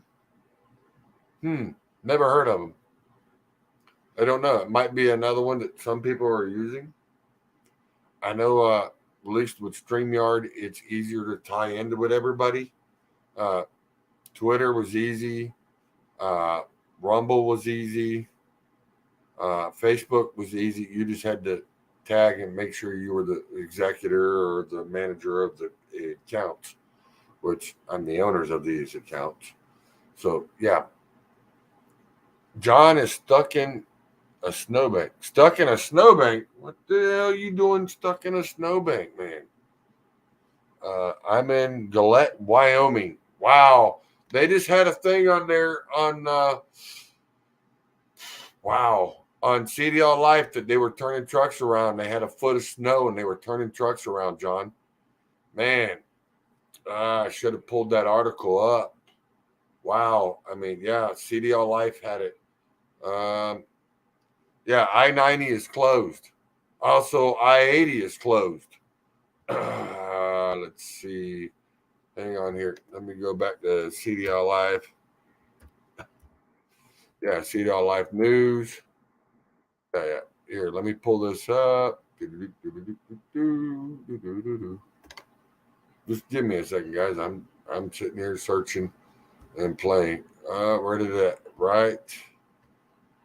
Where's it at? There's all those. Yeah.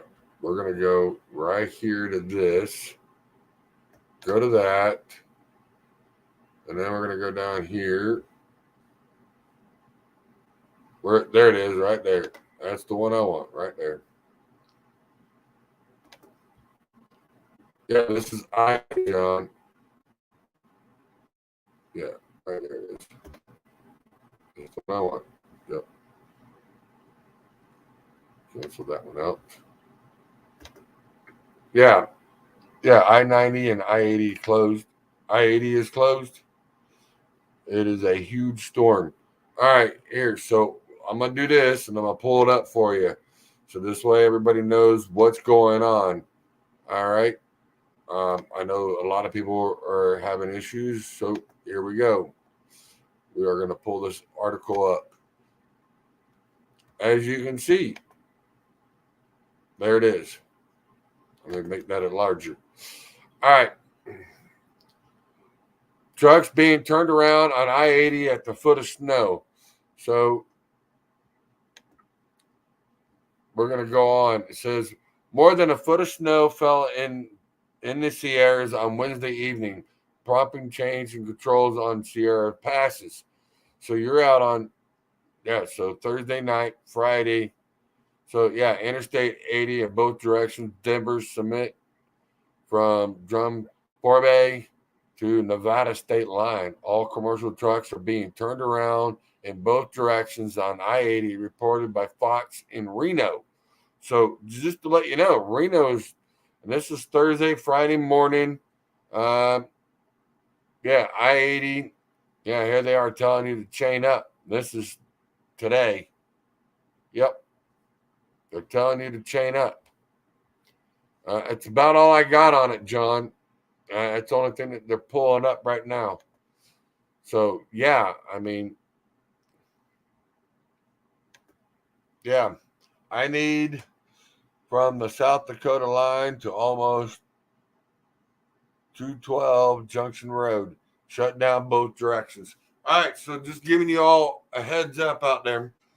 If you guys are watching, if you guys are in Wyoming,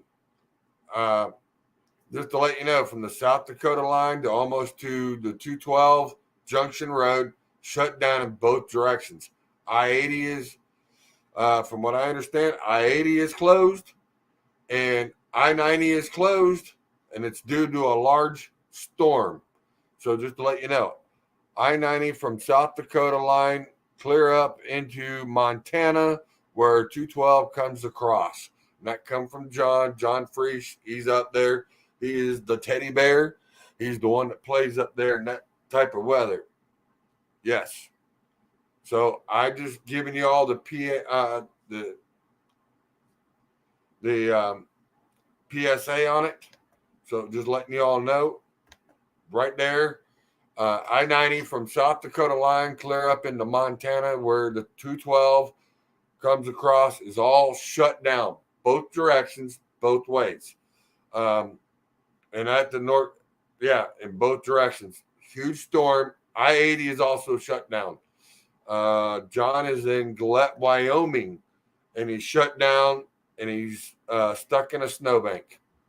So just to let you all know, he is a driver live right now on here giving us live updates, and he's stuck in a snowbank. So just to let you all know, anybody that's got friends that are running in that area, let them know. It's shut down. Don't go. Do not go. Do not go through.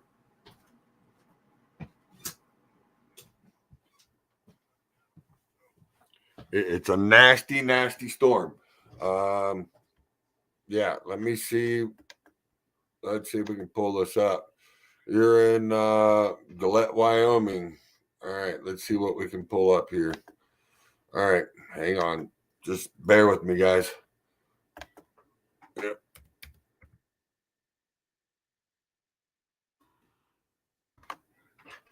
Yep. Just give me a second. We'll be right on it. All righty. We're pulling this up. Just give me a second. There we are. Yeah. Where is this at? This is, all right, here we go.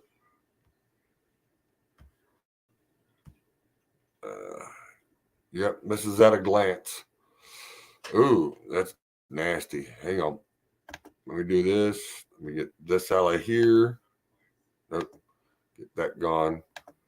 Yep, give me this. We're going to go here. And over here. Yep. Oh, it's trying to load. I don't want it to play the video. Yeah. The threat for severe storms continues into Monday. The first area highlighted on the left is from now through early Sunday. The secondary is where severe storms could either be ongoing Sunday morning or more likely firing back up Sunday afternoon or So we'll watch areas So like we'll watch areas Fargo, like Minneapolis, Fargo, Des Moines, Minneapolis, Des Kansas Moines, City, Kansas Tulsa, City, Wichita Tulsa, Falls, Wichita Falls. and we do have And a we threat do have of a threat of tornadoes, tornadoes, although the greater although the threats greater are going to threats be are going to be damaging winds damaging winds and large and hail. large hail. Notice as we go through time, everything continues to slide to the east. And so later on Sunday, we'll be watching areas like Indianapolis, Chicago, Detroit, stretching into St. Louis, Little Rock, Dallas, San Angelo, Del Rio. And in these areas, we'll be watching mainly for damaging winds and large hail. There is a slight tornado risk. Now, something else that'll be a threat, heavy rain, and that potentially could lead to flooding in some areas. Yeah, see, they're looking at showing over there by me 2 to 3 inches. Yeah, here we go. Here's the snow.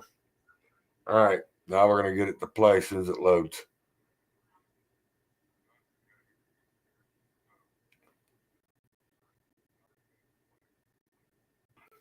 Yeah, Mr. Pull up the line. Strange looking tomato have to do with arthritis?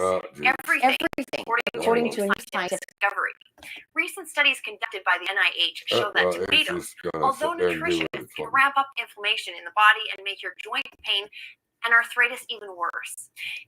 It was one of the many everyday foods they studied and ranked very high on the foods to avoid for people with arthritis. Some of the foods that were included on this list will probably surprise you.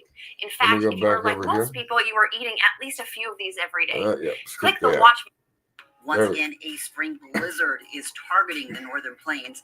I mean, enough is enough. We are not just talking about April snow, but blowing snow and whiteout conditions. Travel is terrible where it's even possible. Some roads have been closed.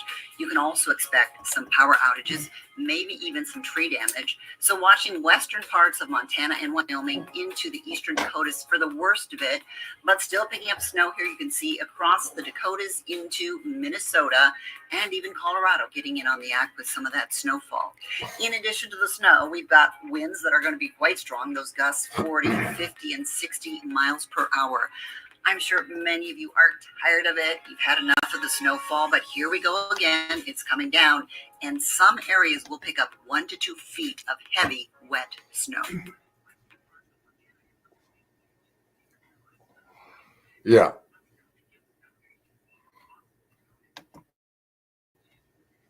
ZipRecruiter spotlights top candidates. And if you're a business owner like me, you probably face a lot of challenges when you're trying to find the right candidate for the role. That's where ZipRecruiter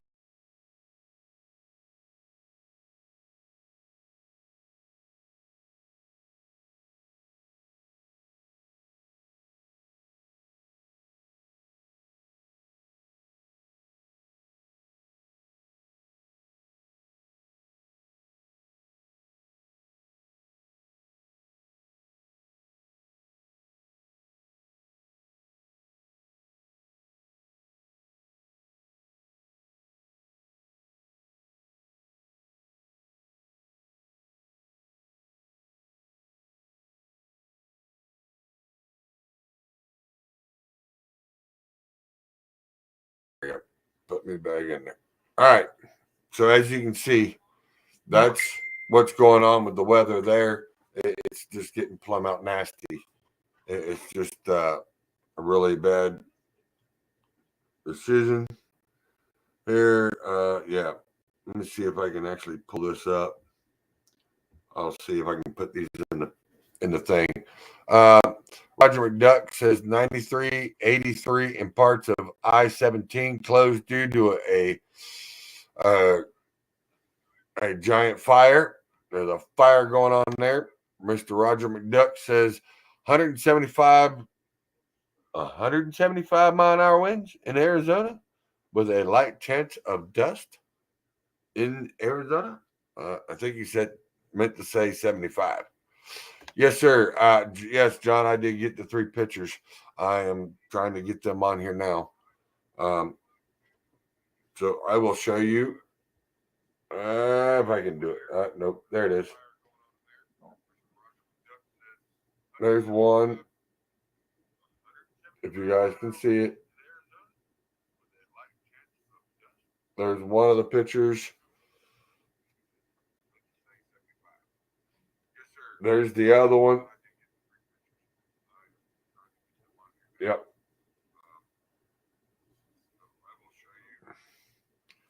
And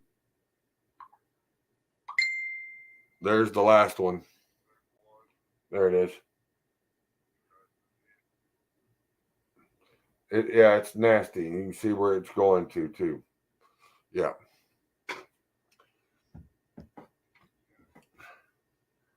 What did Rick send me? Or no, Scott sent me. Charles, I tried to stay on, but the signal was not good. I will call you tomorrow. This old man is going to bed. Okay.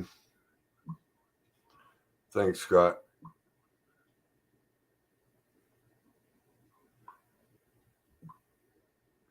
Love you too, Scott. Yeah, John's having some trouble. He's stuck out there on he's stuck out there in Wyoming in a snowbank.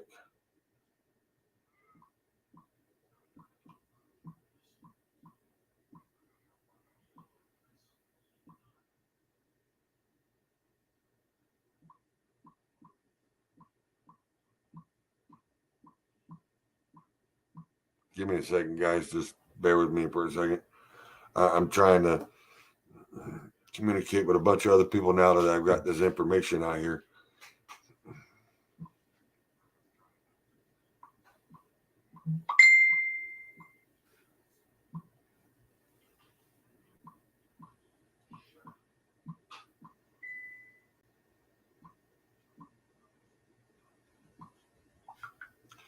There we go. There's that. Roger McDucky just sent me. I would start sending you pics of my. Well, cool.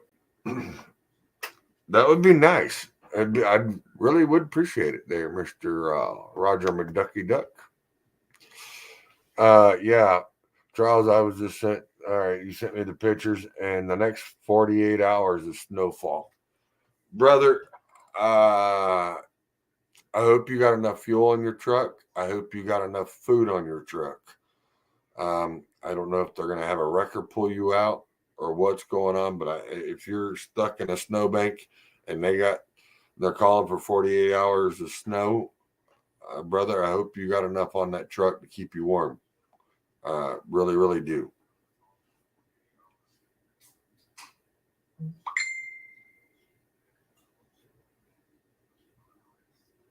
Scott said,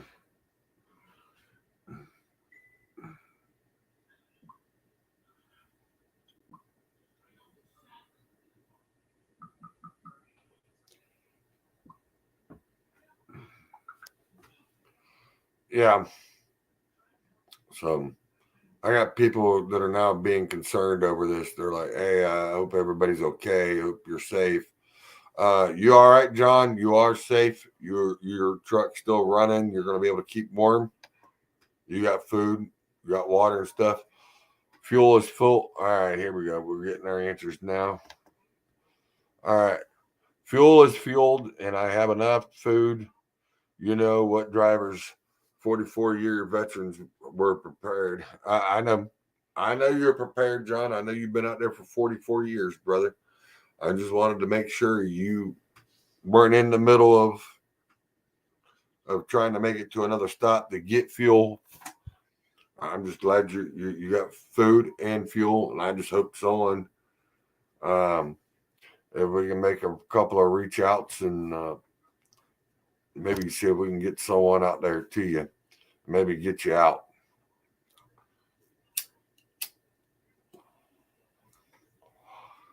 Roger McDuck says, I'm in Colorado now, loading tomorrow and headed and home tomorrow. Oh, so Roger McDuck is out running the highway. Look at that. Now there's a brother man. I like that.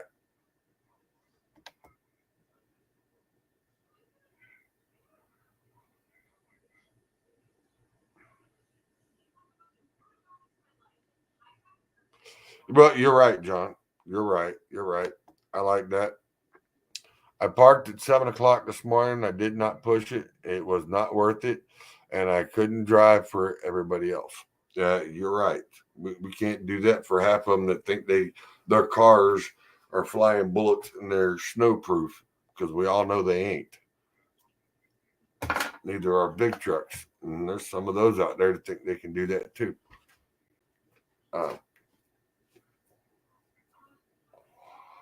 Man, I got to start doing my shows a lot earlier because I like to get people on. But I started at 9 because I just finished up eating at 8 o'clock and with Mama. Oh, and Mama's doing good. We found out some news on Mama, and I will tell you all here in a few on that. Let's see. Safety, number one priority. You're right, Roger. That is exactly what it is. Safety, number one priority. All right. Dutch says he's on his 34-hour reset here in Elkhorn, Wisconsin. All right. You getting nailed with snow or anything? Because it looks like it's going to be coming across that way or down that way. So just be safe, brother. I mean it. Just be safe. Because I'm glad this information come in now and we're getting it out there. Scott said, is he stuck somewhere because of the snow or did he slide into a snowbank? I think you got snowed in, didn't you? You're right where you're at and you just got turned into a snowbank.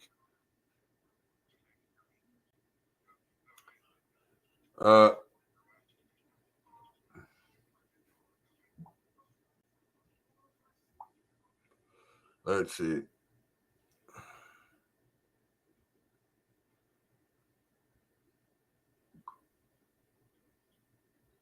I think you got snowed in, didn't you? Yeah, windy. All right. That's what they said. They said the winds are going to be in between 50 to 60, maybe even 70 with that storm. So you're going to have the winds up front and then hail and then snow on that. So, yeah, that's going to be, that's going to be something else there too. I parked it. That's the magic word. I can't fit it in a truck stop. So I'm at the hotel in the parking lot. All right. So you're at the hotel. All right. So you're all right. Yes, the wind's been up all day. Zero visibility. All right. So Dutch says, this is Dutch, even though he don't know why, and we still don't know why. It says Facebook user, but it ain't Facebook user. It's Dutch. Everybody, it's Dutch. And John said he parked up. Yep. Yeah, John's going to be playing it safe.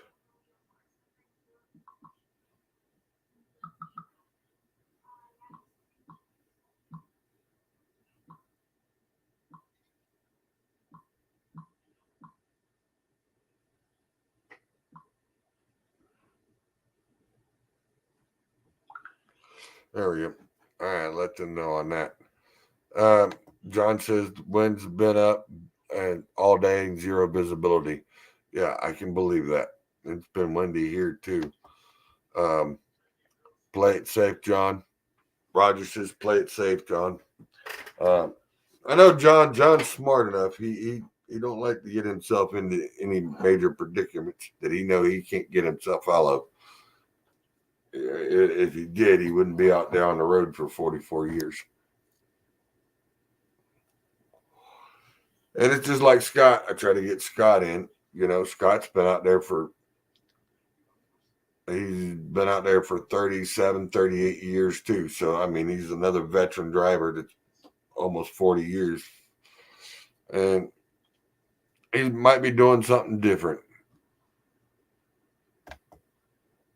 I had the same thing happen to me 2 weeks ago in Glendive, Montana. I choose to come to the southern route because I didn't think it was going to make it down here this soon. I understand. You got to figure out a different way of getting to where you need to go. And that's the reason why you route plan and watch your weather.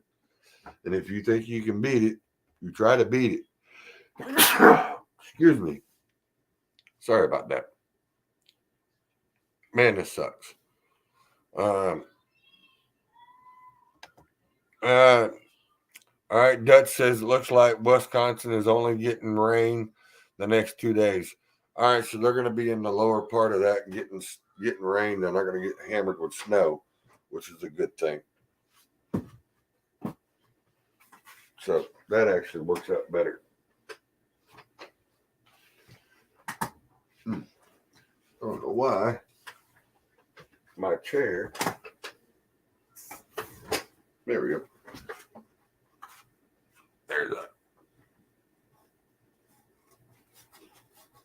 There we go. Sorry, I couldn't figure out why my chair wasn't working right. Oh, see, and John said that damn ELD held me up last night. See? Thank you, sir. Thank you, Mr. Dutch. Appreciate it. Bless me. Thank you, sir. But yeah, that's the way it seems to be, you know. You got decent internet service there, John? What's up, Gary? Good to see you. Yeah, we're dealing with the weather right now. Love that Pete and the green screen. You see that Pete right there?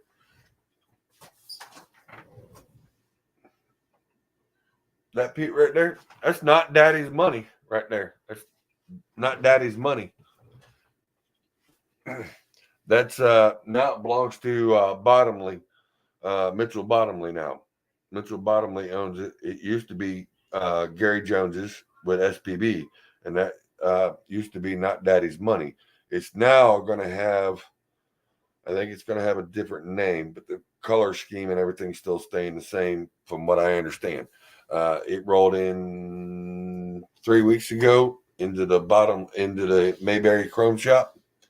So, yeah, that truck it's at the Mayberry Chrome Shop. 3 bars. All right. Hang on, John. Let me do it this way then. There's John. John. Yep.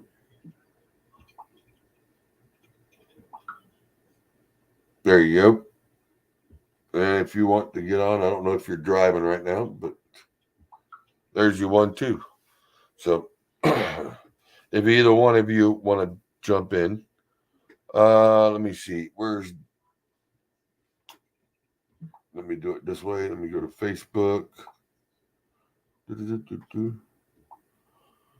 No, back up. We're going to go here. Hang on a second. Just give me one little second.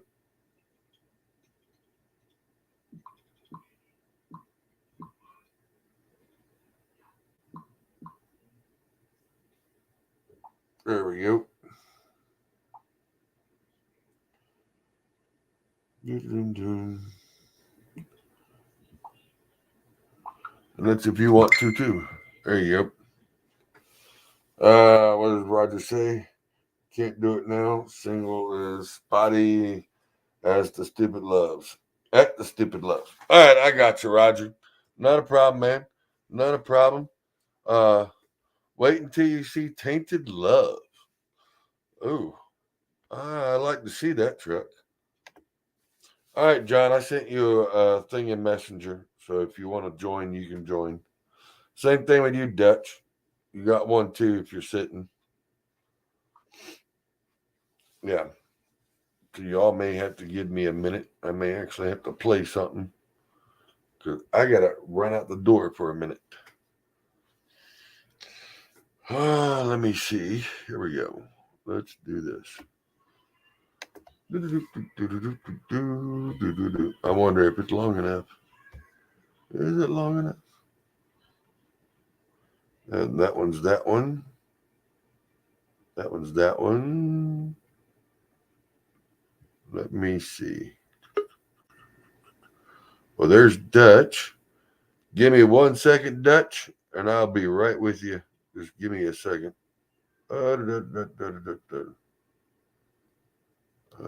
Let's see. I'm looking at all the times. Trying to figure out something that I can play long enough. Oop, my pictures. That's the closest I got right there. So I live my life like a cowboy, riding from town to town. I've been as high as an eagle flies. I've been up, I've been down. If I don't do what I want to do, I'll just pack it on up and ride. I live my life like a cowboy. Now I'm coming on down the line. Oh, I live my life like a cowboy, riding from town to town. I went from Wisconsin, Arizona, down to Bama, back to Georgia. Tell you, son, I've been around. No, no. If I don't do what I want to do, I'll just pack it on up and I'll ride. I live my life like a cowboy. Today I want to talk to you about one of our products called Visible. Visible is a glass cleaner. It will break down any organic materials. That's the reason it's different than all your other glass cleaners currently on the market. What you do is you spray it, leave it 15 seconds, and wipe off. It works. It's excellent for bugs, and all of us know how difficult bugs are to get off. And it's pine tar resin, bird droppings, anything that's organic. Spray Visible on it, leave it for 15 seconds, wipe it off, and it's safe for chrome, stainless steel, even painted surfaces.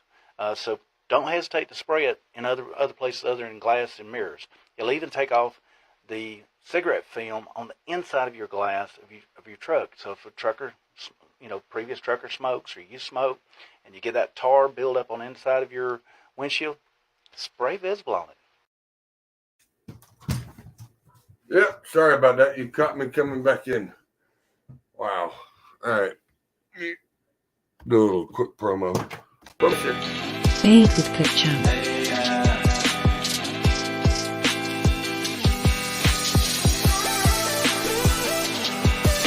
Made with good chunk.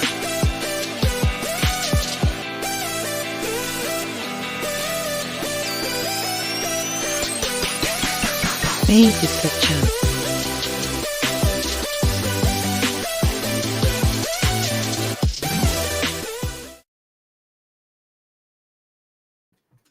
Alrighty. Yeah, we're slowly working on it.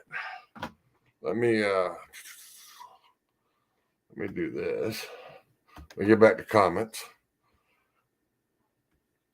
Thanks, Gary. I appreciate it. Yep.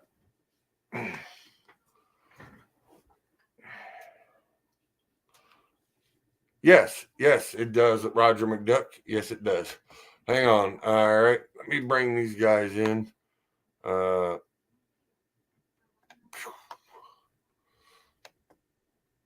Bring these guys in.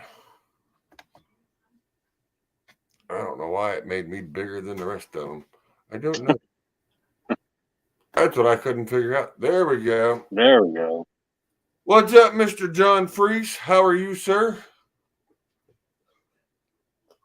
Can you hear me, John?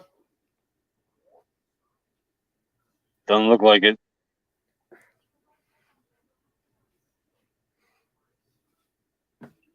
I don't hear nothing from him neither. I know he's got hearing aids that's supposed to connect. It connects to his phone, and that may be part of maybe the problem right there. Well, because I know certain things with the way they work, and they changed the settings and programs. So what's up, Dutch? Same old crap. It's different day. I heard that. Just sitting here, got bumped off 2 loads. That's why I'm still sitting here. I wouldn't be sitting here if I wasn't. Wow. Yeah, first one I tried to get on, it was what was it? Paper. I forget what it was something P. I forget what it was, but my company called me back. Oh, you can't book that load. And I said, why not? Because we have a contract with them, with our company drivers. I said, well, what does that have to do with me? I'm separate from your company. I'm just leased on you. He's like, well, no, you can't do it. That was the first one. The second one was the broker's fault. Yeah. Finally, I'm going to pick up a load tomorrow in Manuka, Illinois, going to Blue Ash, Ohio. Never heard of that place. Wow. Yeah. Oh, well, I guess you live and you learn. Oh, yeah. Which brokers to use and which brokers not to use. Yeah, it makes it a little rough. Let's see if we can deal with John again. Are you able to hear? You able to speak, John? Your picture's good. I hear some noise. Yeah. He's playing with his camera. I can hear him. Yeah, I can hear him too. Which means that's a good thing. That means we got sound on it. Yeah, Roger. The polish, this right here, is the same polish detail that I use. Let me turn it. It's the same one I use on my on my aluminum and my stainless. I can't hear. Oh, I can hear you, John. We can hear you. We can hear you. We can hear you. Yeah, we can hear you, John.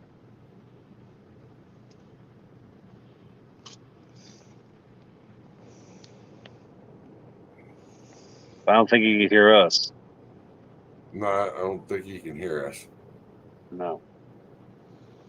But we can hear him. Yes. Roger McDuck says, turn on your mic, big boy. It ain't got nothing to do with his mic because his mic's see, it's muted. Now it's back on.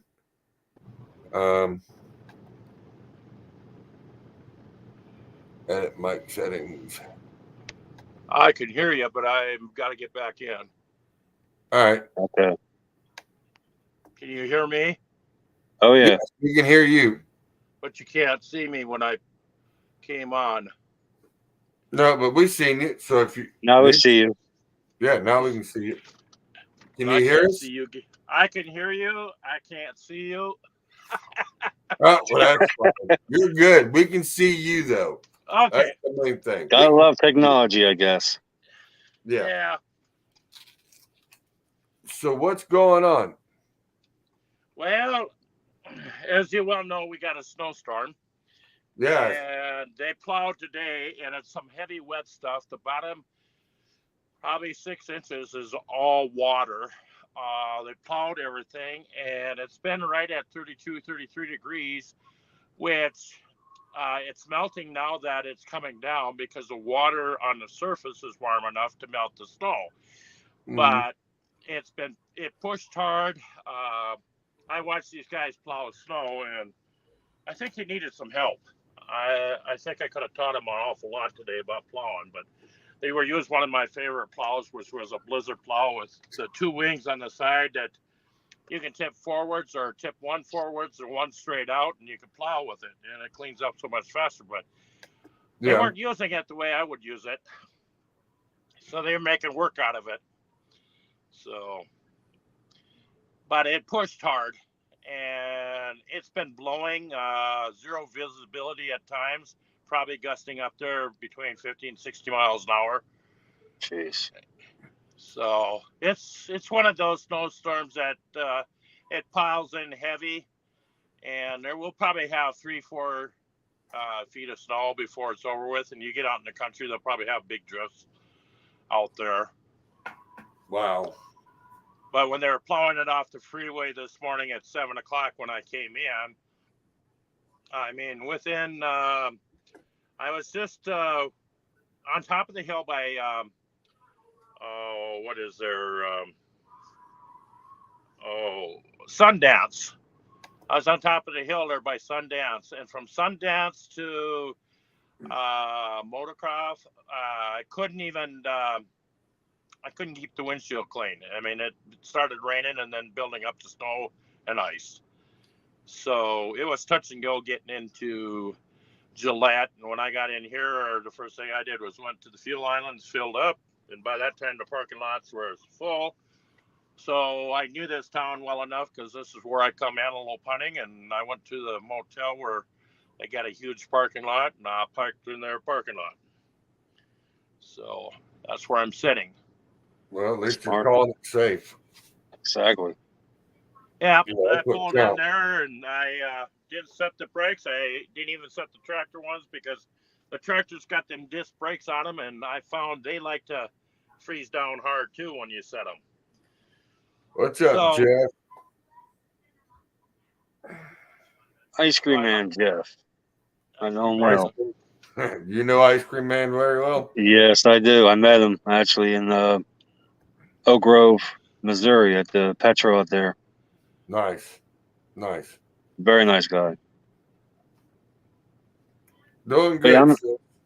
I'm here in Wisconsin. I mean, if you can't see me, I'm waving back and forth. And that's not because I'm doing it. It's because it's windy out here. All we have is wind here. All we have is wind. Yeah.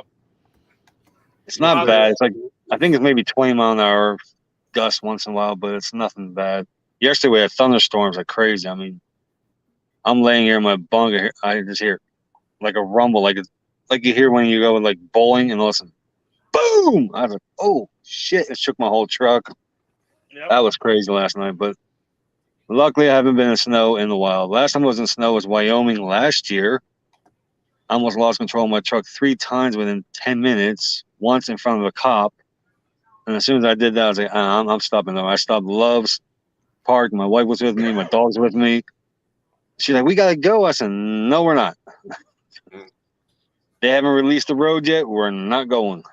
No, when they don't release it, you're not going anywhere. No, because if you get out there, you're gonna get a huge fine, towed, and everything else. And well, I mean, it's like they said on Thursday morning, Thursday morning up there. I-80 was I-90 was shut down. They even had it shut down all the way to the Nevada line, and they were turning trucks around. They were turning trucks around. And I was like, you got to be kidding me. That's a bad storm if you're doing it from up there. Oh, yeah, that's a very bad storm. I mean, that's something you don't want to play with. Yeah. The biggest problem is there's not enough truck stops, not enough parking spots. And when they have something like this come in, I don't care where you start shutting it down at, you don't have enough room to park them. Last weekend, or 2 weeks ago, I was in, where was I? Miles City. Okay. I had gotten up in the morning in Glendive, and I drove as far as Miles City. And what made me stop in Miles City was I had to get fuel. But on the way up that last pull, before coming into Miles City from the east, we had a driver, and I don't want to say that it was really a foreigner, but it was, going up in front of me in the right lane, and he spun out, and because he didn't know enough to lug himself down, which means that as soon as he spun out and lost traction and started sliding backwards at me.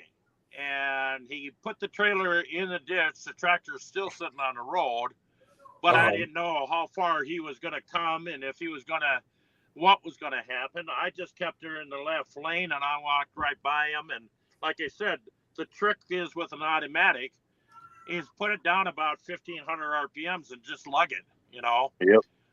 Do not, put your foot in it, because that's when you break them loose. Oh, yeah.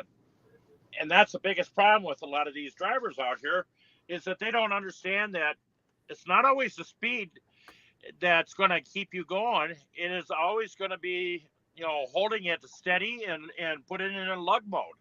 So I like to run, in a lug mode because that's the way you're not breaking the tires loose and you're getting the maximum torque out of it, Yep. Lug mode. John, you mean by downshifting a couple gears and let the RPMs hit? Just keep the RPMs at the low end, not the high end torque. Okay. The biggest problem is a lot of people like to run at the high end torque or mid range torque, Yeah. and that's when you break. And that's what causes you to break loose. Yeah. Yep. It'll And a lot of drivers a lot of drivers don't understand that scenario. I got stuck in that big storm in Washington D.C. because of that. Because I didn't know. I mean, I'm used to stick, and I have this automatic. And someone got in front of me and made me hit the brakes, and I just lost it. I couldn't move. I got up against the guardrail and had to call the tow truck to get me out. Right. And luckily, I wasn't stuck there long, but drives still. an automatic now. See, John used to drive a stick, but now he's driving an automatic. So he's been around it long enough that he knows how to play with it, get it to do what he wants it to do. Yep. It's like, yeah, you know, a lot of people say don't use your engine brake. Well, I can come down a mountainside at the low end torque with the engine brake on, and she won't break loose. It'll hold it there. Where if you're running the high end engine brake, you're going to break them loose every time. Yeah. And That's true. I have found that if you keep it at the low end, and you could even run the engine brake on, it'll hold it right there. Oh, yeah. And it's the opposite of what we used to do. Let's put it that way. Oh, yeah. The biggest problem I have is our differentials lock out at 40 miles an hour. And that is something the company did with Kenworth. I disagree with their thoughts and feelings on that, because we used to run, 55, 60 miles an hour with that differential locked in. As long as you watched your temps on your rear ends, you never had a problem, because in cases with snow and ice, you had plenty of lubrication or friction release there that you never had to worry about them. And you had your tires all driving, So now you get in these hills, and the problem is, even if you got your differential in, at 40 miles is kicking it out, it's just not quite enough to pull you up over the hill, because usually about 40, 45 is a great number as far as I'm concerned, because you're still keeping that motion going, but yet you're not over torquing it. So yeah. Well, just like Gary says, great information, John, old school. Yep. Yep. Exactly what it is. Yes, it is. It's always nice to have this information, because you never know when you're going to need it. And you got John that's got the knowledge, and Scott that's got the knowledge, and they're willing to give it. Exactly. Take every bit that you can get. And that's the thing I try to tell people. When these guys speak, they've been there. It's not like they've only been driving 5-10 years. John's been at it for 44 years. And then Scott's been at it for 37, 38 years. So Scott owned trucks. He owned 10 car haulers. And Scott's done it that way for years too. Yeah. That's true. And we usually just set the tractor brakes. Well, these new disc brakes, they'll freeze down just as tight as the old drum brakes. Drum brakes will.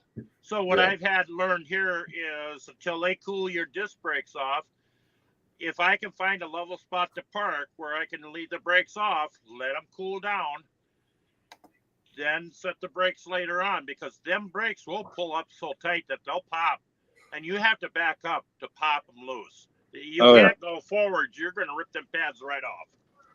Yeah. And if it ain't the pads, you'll end up being like that one guy and just burn the tires off of it. Yep. I've seen them where they tore up calipers because of it. Yep. Because they, in fact, that is one of the reasons why they went to this 40-mile-an-hour bid on the differentials, because the truck was parked in the parking lot, and what they did was power to the torque, and they took out a differential because they couldn't break the brakes loose. Yeah. And that is, to me, driver error at that point. It is.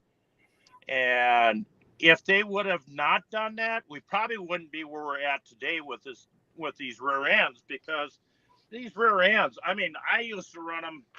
Well, we used to haul sugar beets, and we plow through muck and mud and everything with the differential locked in, plowing through muddy fields, live loading sugar beets. if anybody really wants to learn how to drive a truck, I mean, that's the place to do it. It's just like your loggers out there in the mucky muck trying to get someplace, and you're using that differential. You need it to be working for you. So, Yep.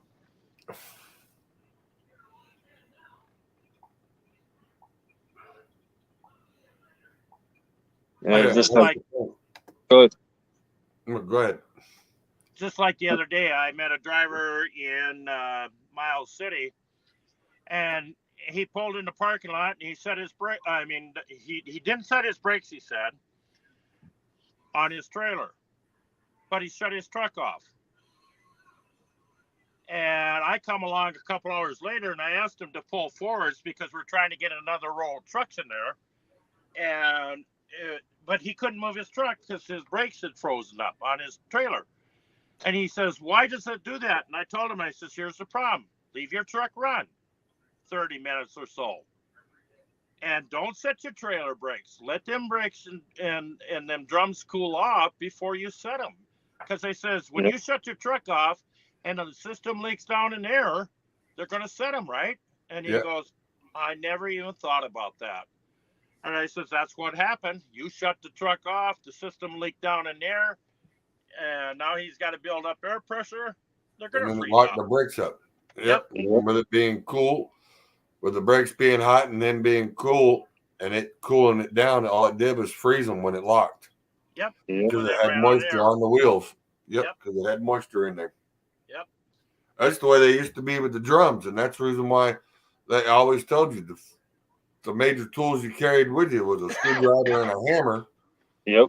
For the simple fact that if you were in the winter, you take the hammer and you sit there and you beat your brakes and knock them loose because they froze to the damn drum. Yep. Just tapping on the brake drum will vibrate them loose.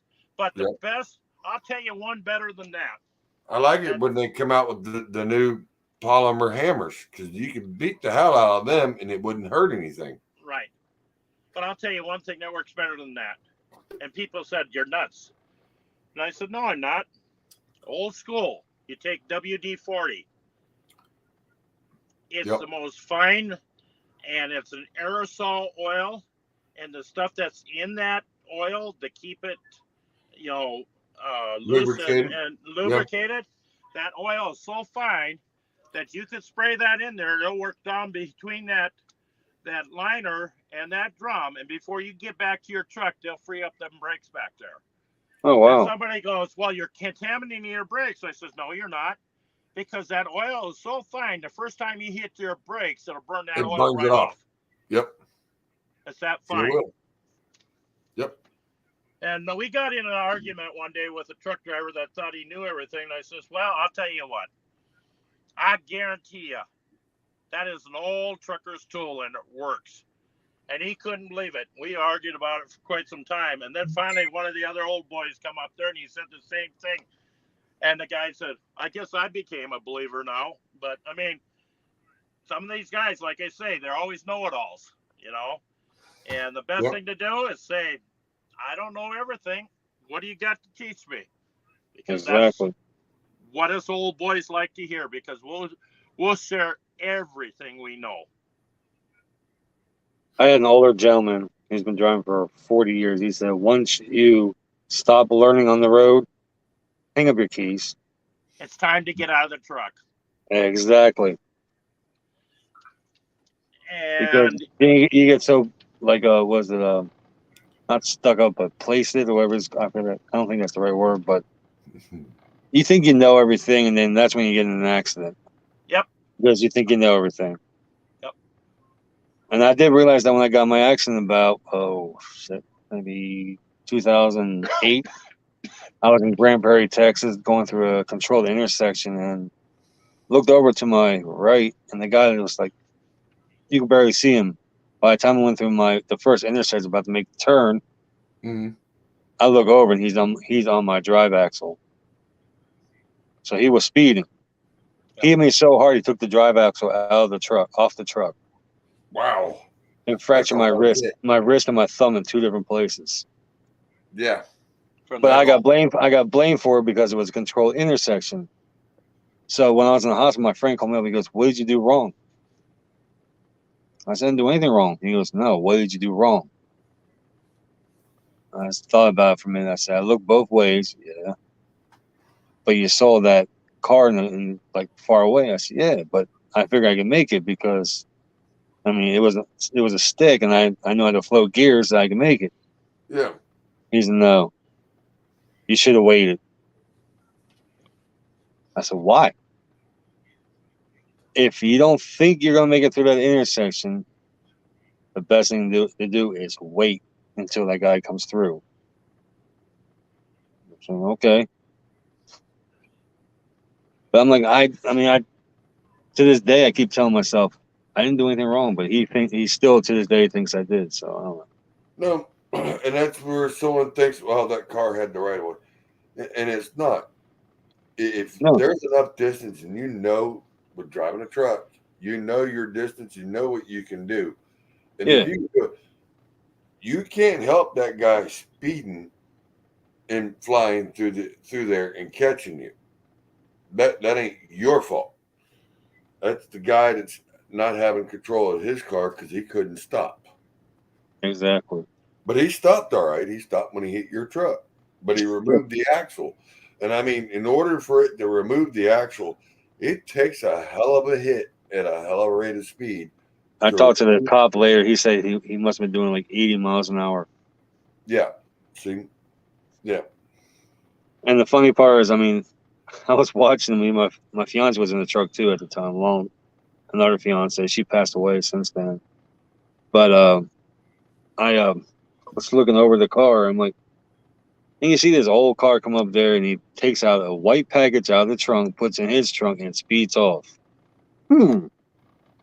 He was in a hurry to do something, and I was in his way. Yeah. Roger McDuck says, my uncle told me, one you comment. Commit, yeah. Or once you, and it's supposed to be once you commit, you commit.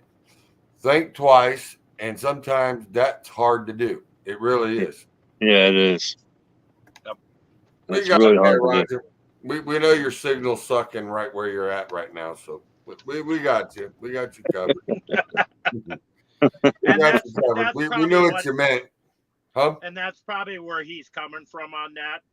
Is that you didn't think you did wrong, and you didn't really do anything wrong, but you didn't play it cautious enough that you probably would have if you thought about it twice, you probably wouldn't attempt to make it. Would have backed off and let him go.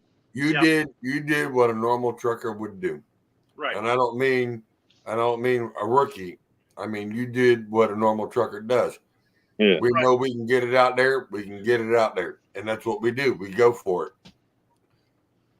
And then we can't help that the other four-wheeler ain't paying attention.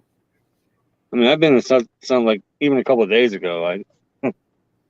I'm looking back at my truck. Please make it. Please make it. Please make it. As soon as I get past the threshold, there goes the car. I'm like, oh God, thank you. I mean, but sometimes you look at it, you're like, wait a minute, I'm not going to make this. This is not good. No, but the thing is, they're also looking at you going, oh, what? He's pulling out in front of me. Oh, no, I can't do that. And they floor it. Yeah. And they want to beat you because they don't want to be behind a slow truck.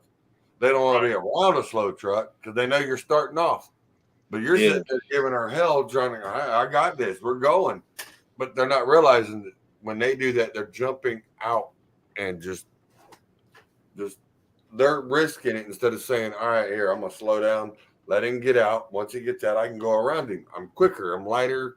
But no, they don't think of that. They think of, oh, no, he's in front of me. I'm going to be slow, and I have to hit my brakes, and then I got to slow down, and I ain't going to be able to go as fast as I want. Yeah.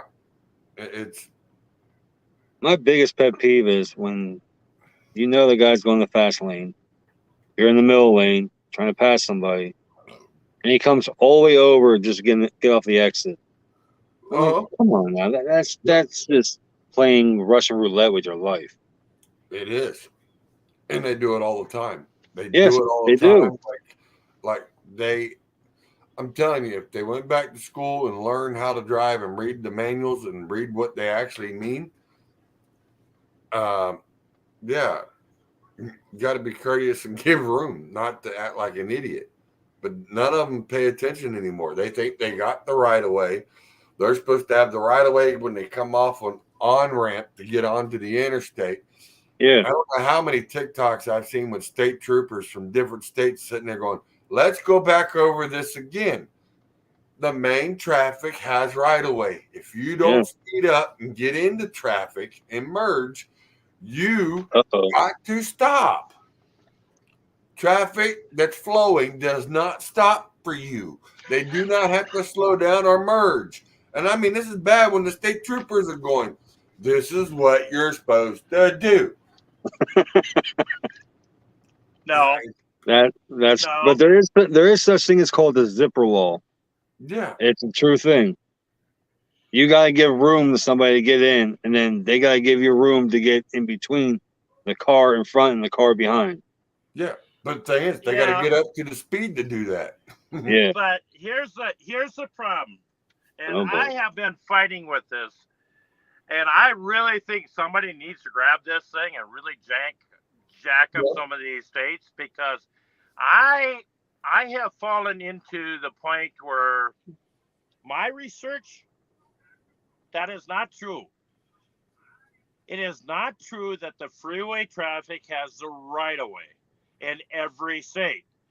In fact, state of Minnesota, where I grew up at, we had the right of way on the freeway. Traffic coming onto the freeway needed to merge. I go across the river to Wisconsin. Wisconsin says you will get a ticket if you do not let that traffic on. In other words, they have the right of way. Yep. And it doesn't matter how fast they're going. And yet, once they get in front of you, get on the highway, then they bootstrap it. They're gone. Oh, yeah.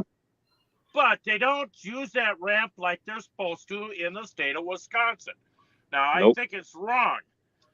But there are states that are that way, just like Wisconsin is, and there's states that are like Minnesota. To know which one's what, you don't know. So you always let them alone. This is what needs to be published out there.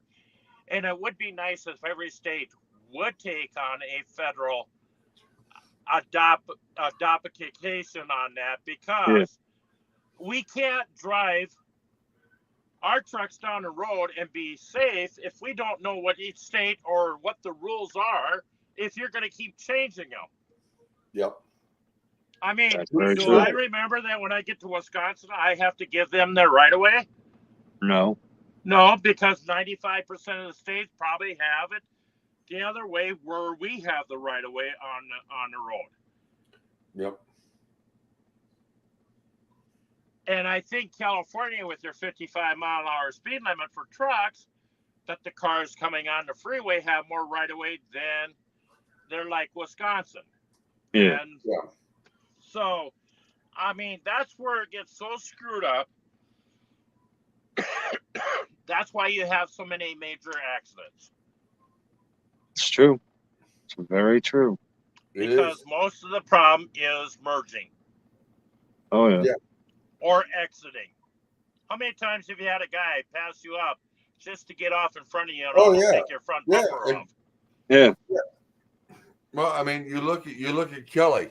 What was it? Not last year. Yeah, last year. Kelly was sitting there driving, and the guy, I mean, doing the speed limit, doing 70 mile an hour, loaded, heavy. He was a heavy haul before he went to Hallahan, and was driving. And luckily, if it wasn't for him having a dash cam in that truck, the lady would have nailed him for saying he was the reckless driver. And it showed the car coming up beside him and then cutting over in front of him, hitting the brakes, which took the bumper, and then she went off the exit spinning, going off the exit. She tried to cut across him and get off the exit at the end of the ramp of the exit. But if it wasn't for him having that dash cam, she was blaming him that he was going too fast. He wouldn't let her over. She was trying to get over. and she was in that lane and blah, blah, blah. I mean, she was giving all kinds of stories when he said, officer, I have the dash cam. Would you like to see it? And that's what burnt that lady that hit him. Because it showed her going up and then just cutting over. No signal.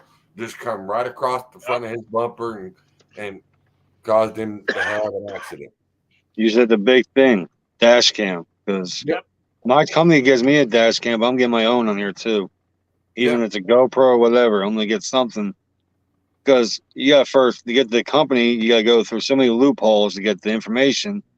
When you have your own, you have it right there. And you say, here's the SD card, put in your computer. There's the proof. Yeah. Exactly. Roger says, John is right. And as Roger McDuck says, I got videos of me in a short period of time that shows drivers and trucks in a near miss accident. Oh, I yeah. can believe that too. Oh, yeah. I see it all the time. Yeah. Where they just come over and don't care. If they hit your nose, they don't care. Or they don't pay, or they don't watch their mirrors and they look and they finally look at the last minute like, oh, he's here. Sorry.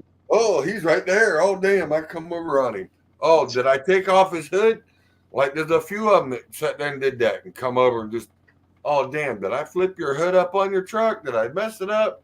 You're sitting there trying to panic and get off the road because your hood and bumper's just been snatched off by a trailer of another truck.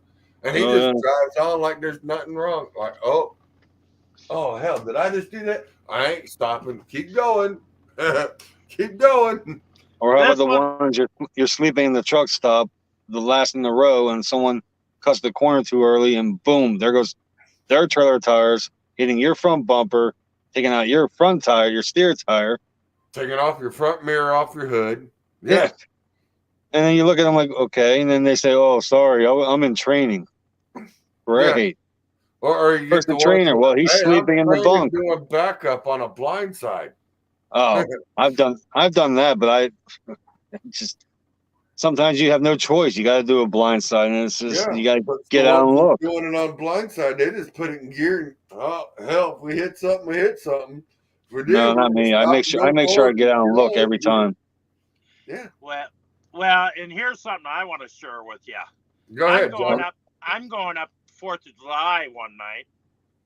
Well, it was afternoon, I guess it was. Up 4th of July. Yep. On the Montana side. Okay. No. I'm gonna say the 4th. It was Lookout. I'm going up Lookout, and I got a Swiftie in front of me. Oh boy. So I decided to jump over to the left lane, and I'm kind of cutting my own path up through there because there's a little bit of snow there, and he's got 2 ruts there. That Swiftie was trying to follow right in them 2 ruts, even though he had another 8 feet of shoulder on the other side of him. Yeah. Wow. That when I come by him with my tires up against the rub rail, the medium, and I could feel him there, our mirrors hit. Oh, jeez. And when I looked over at him, he was the only one sitting in his seat. Where do you think his second seat driver was? In the bunk? He was in the bunk. Yep. I got up to the top of the mountain, pulled over the side to fix my mirror, right? Yeah. Because it's on my passenger's side. Mm-hmm. What's happened? Swift pulls up alongside of me, and of course his second seat driver starts chewing me out. And I said, sir, you know what? If you were sitting in that seat, you might have had something on me. But I says, I'm going to tell you right now, your driver was so damn scared going up that mountain, he was not hugging the shoulder of the road where he should have been. He was trying to stay in the damn tracks because he didn't know anything different. Yeah. And I said, you should have been sitting in that seat telling him what to do. I said, my wheels were up against the damn barricades on the side there because I could feel them bouncing off of it. So I said, as far as that goes, I was as tight as I could get. Yeah. And I says, you know what? I said, thank you for stopping because now I got your telephone, your truck number, and I got to look at who you two look like. I said, I will be making a phone call because I says you should be sitting in that passenger seat when he's going up a mountain raid like this in the middle of a storm. Yeah. You know, with slush on it. Oh yeah. Well, he thought you were just a rookie driver too, and he thought he was going to have one. Oh yeah, yeah. And that young driver probably said, "Oh, he hit me, he hit me." Yeah. Yeah, that's true. Because that's the first thing you're gonna do is panic. Oh no, that driver hit me. Yeah. Yep. Talking about someone that happened to her. What was it? TJ Granny when I was at Matt's when I first met her. She told me if you saw her truck, she has no front bumper on the right hand side because somebody that was training had only been in the truck industry for a month. I understand that, but the trainer was only in the industry for 4 months. Yeah. 4 months experience, and you're training somebody. Well, that's the reason why they passed the new law. That's the reason why the FMCSA changed the ruling on that, because now if you're going to be a trainer, you now have to have at least 3 years behind the wheel by yourself before you become a trainer. Now, That makes sense. It used to be companies, and I can tell you right now, Swift, Knight, Crete, Crest, Covenant, all of them. Oh, yeah. You can sit there and you can come out as a new driver, start driving, get a trainer, get rid of him, and within 6 months, they come up to you and say, "Hey, would you like to be a trainer and make more money?" Oh yeah, I'd like to be a trainer, and they right in the trainer status. So you got a rookie training a rookie. Exactly. I remember when I worked for US Express, they told me I was there already a year, and they said, "Would you like to train?" I said, "Sure," but I already had like 10 years experience, so I knew what I was talking about. But I got rid of it because I didn't. After my third training, she gave me an attitude, and I said, "We're going to bring you to the bus station, and you're going to get out the hell off my truck." "Oh no, I'm not." I said, "Yes, you are." I called my dispatcher, and she said, "What's the problem?" I said, "She's arguing with me." "About what?" "About how the back." She goes, "Okay, well, what's the problem?" And I said, "Well, she told me that she thought that she could teach me to back up. I proved her wrong." Yeah. And I said, "Okay, I'm gonna let you go by yourself." I said, "To make a point, I'm gonna let you go by yourself.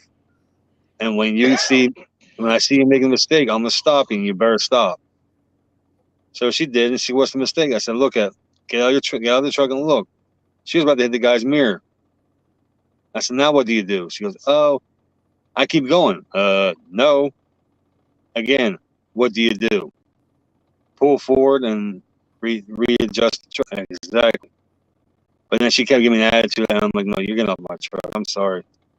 And they said, "We want another trainer." I said, "Nope, take me off." Because the thing is, you don't know who trained that person that's in your driver's seat. You're supposed to be in the passenger seat for the first 2 weeks. And then after that, I've had a trainee that I was watching her, and I said, "Oh, man, it's 3 days," and she was doing perfect. So I said, "Okay, I'm gonna test you. I'm gonna go to sleep.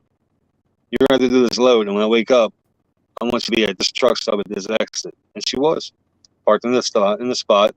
She had taken a shower and everything, and I was like, "Cool." So I said, "You're passed," but I think out of all, I think I had 6 trainees, and maybe 4 of them passed. But still, it's not worth it though. For that money that they pay you, it's like pennies on a dollar. Here's the problem with that. And this is my thing about being a trainer to trainee, is that every mile that they do, you're getting paid part of their mileage.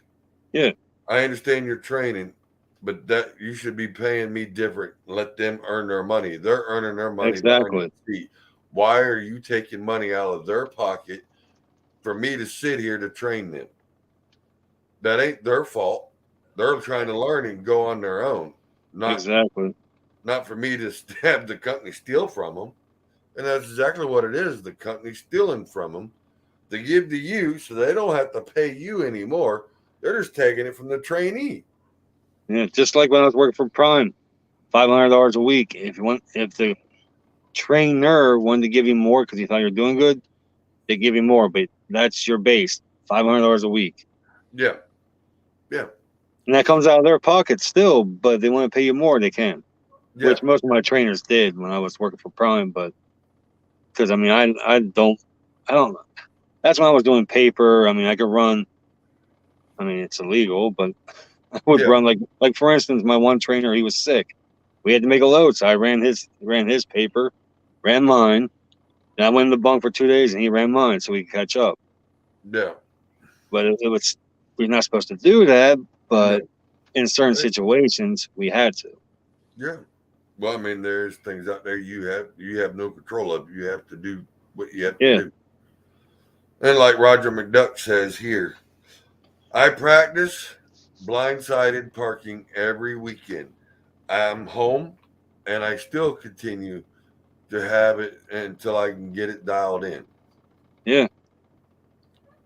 And then he says, hard to do in a loaded RGN. Yes. Yeah, you're right, Roger. It is hard to do when you're backing in with an RGN. That's one thing I like about these Kenworths. Yep. That's one thing I like about these Kenworths though, because they have that side window. When you're trying to do a blind side, I open up that window and look right out the window. I mean, yeah, it's cheating, but still, it helps. Every little bit helps. Yeah, you need to. Yeah, you do whatever you can. That's the why I like the old cabs, because the old cabs and the old trucks, you can reach your arm almost out the window. Yeah. I like them because you can just lean over just a little bit. Yep, I see it. You have more room to play with it. You know, you got to go back to 1978. Uh-oh. You're out of born, John. Back when we used to run cab overs. Oh, boy. We had to learn to drive. And I'll tell you what, I truly believe a cab over was a lot easier to get around with and back into spots. I went to Midwest Coast Transportation out of Sioux Falls, South Dakota. And what I liked about that was you did I believe it was about a 6-8 week course. And then you went as a second seat driver for 6 months to a year. Yeah. As a second seat. Everything that went west of the Mississippi was 2-man operation. So they always needed drivers for that. And you got put with 65, 70-year-old drivers. Oh, yeah. In other words, old school truck drivers at its finest. Yep. And you learned how to drive by their way of driving. I mean, I can remember one driver says, try to miss them damn bumps. I'm trying to sleep back here in the bunk. You know? Yep. Going across Oklahoma, that was one of the roughest roads back then, along with the one stretch of 80 in Nebraska. Dad used to have clay coming up through the cracks every spring. That was a fun road to go because you had more clay on your windshield than you had any place else. On the road. Yeah, because it was all clay, because that's what happened in the spring of the year. It pushed right up through the cracks. But going back into them days, back in them old days, and I'll tell you, I've been out here so long, and I don't think a lot of people can fathom what we had to drive through. I-70 was a 2-lane road. There was no freeway. Oh, wow. We used to drive along the river bottoms. And now most of that is in a park area. You'll see some of it in a park area along the river. Otherwise, the freeway's up higher and in a different spot. You had I-90 going across Montana. That was all 2-lane, pretty much, across there. We used to go through every one of them damn little towns and never thought nothing of it. Then the freeway came through there. And, you know, it's like you sit back and you think about a lot of this and what these guys got to drive on today. These roads are a lot better, but they're in some aspects are worse because they're not as smooth as they used to be. No. I mean, 20 years ago, 30 years ago, the roads were a lot better shape than they are right now. Yes, they are. And this They I were have to made blame better on. asphalt too. Mm. Well, but the base was better back then. I think they're building these new roads and they're not putting quite a good enough base in them. That's No, why they're not putting a good They're trying enough to cut base. corners. One. Yep. They're also they've changed the chemical mixture on the asphalt. You got more fiberglass and rubber in it than you do than the actual gravel tar. Is what's needed. Yep. And I mean that's just the way it is. Well, we're gonna take a break real quick. I gotta do one more sponsor real quick, and then we'll be right back. Alrighty, where'd it go? I'm gonna see if I can find myself back into the picture here.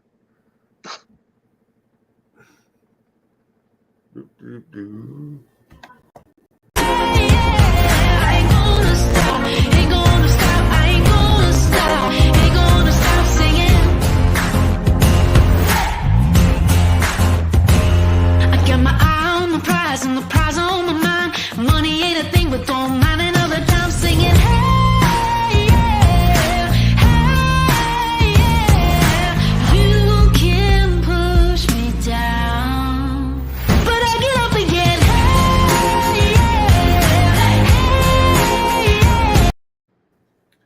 And that is my nonprofit. That is Trucks with Room to Spare. That is also truckswithroom.org. Check them out. They are good people. And love you, Shelly Conway. She's a sweetheart. And John's still playing with his stuff. What's that big road back in the day they used to say that, was it 69?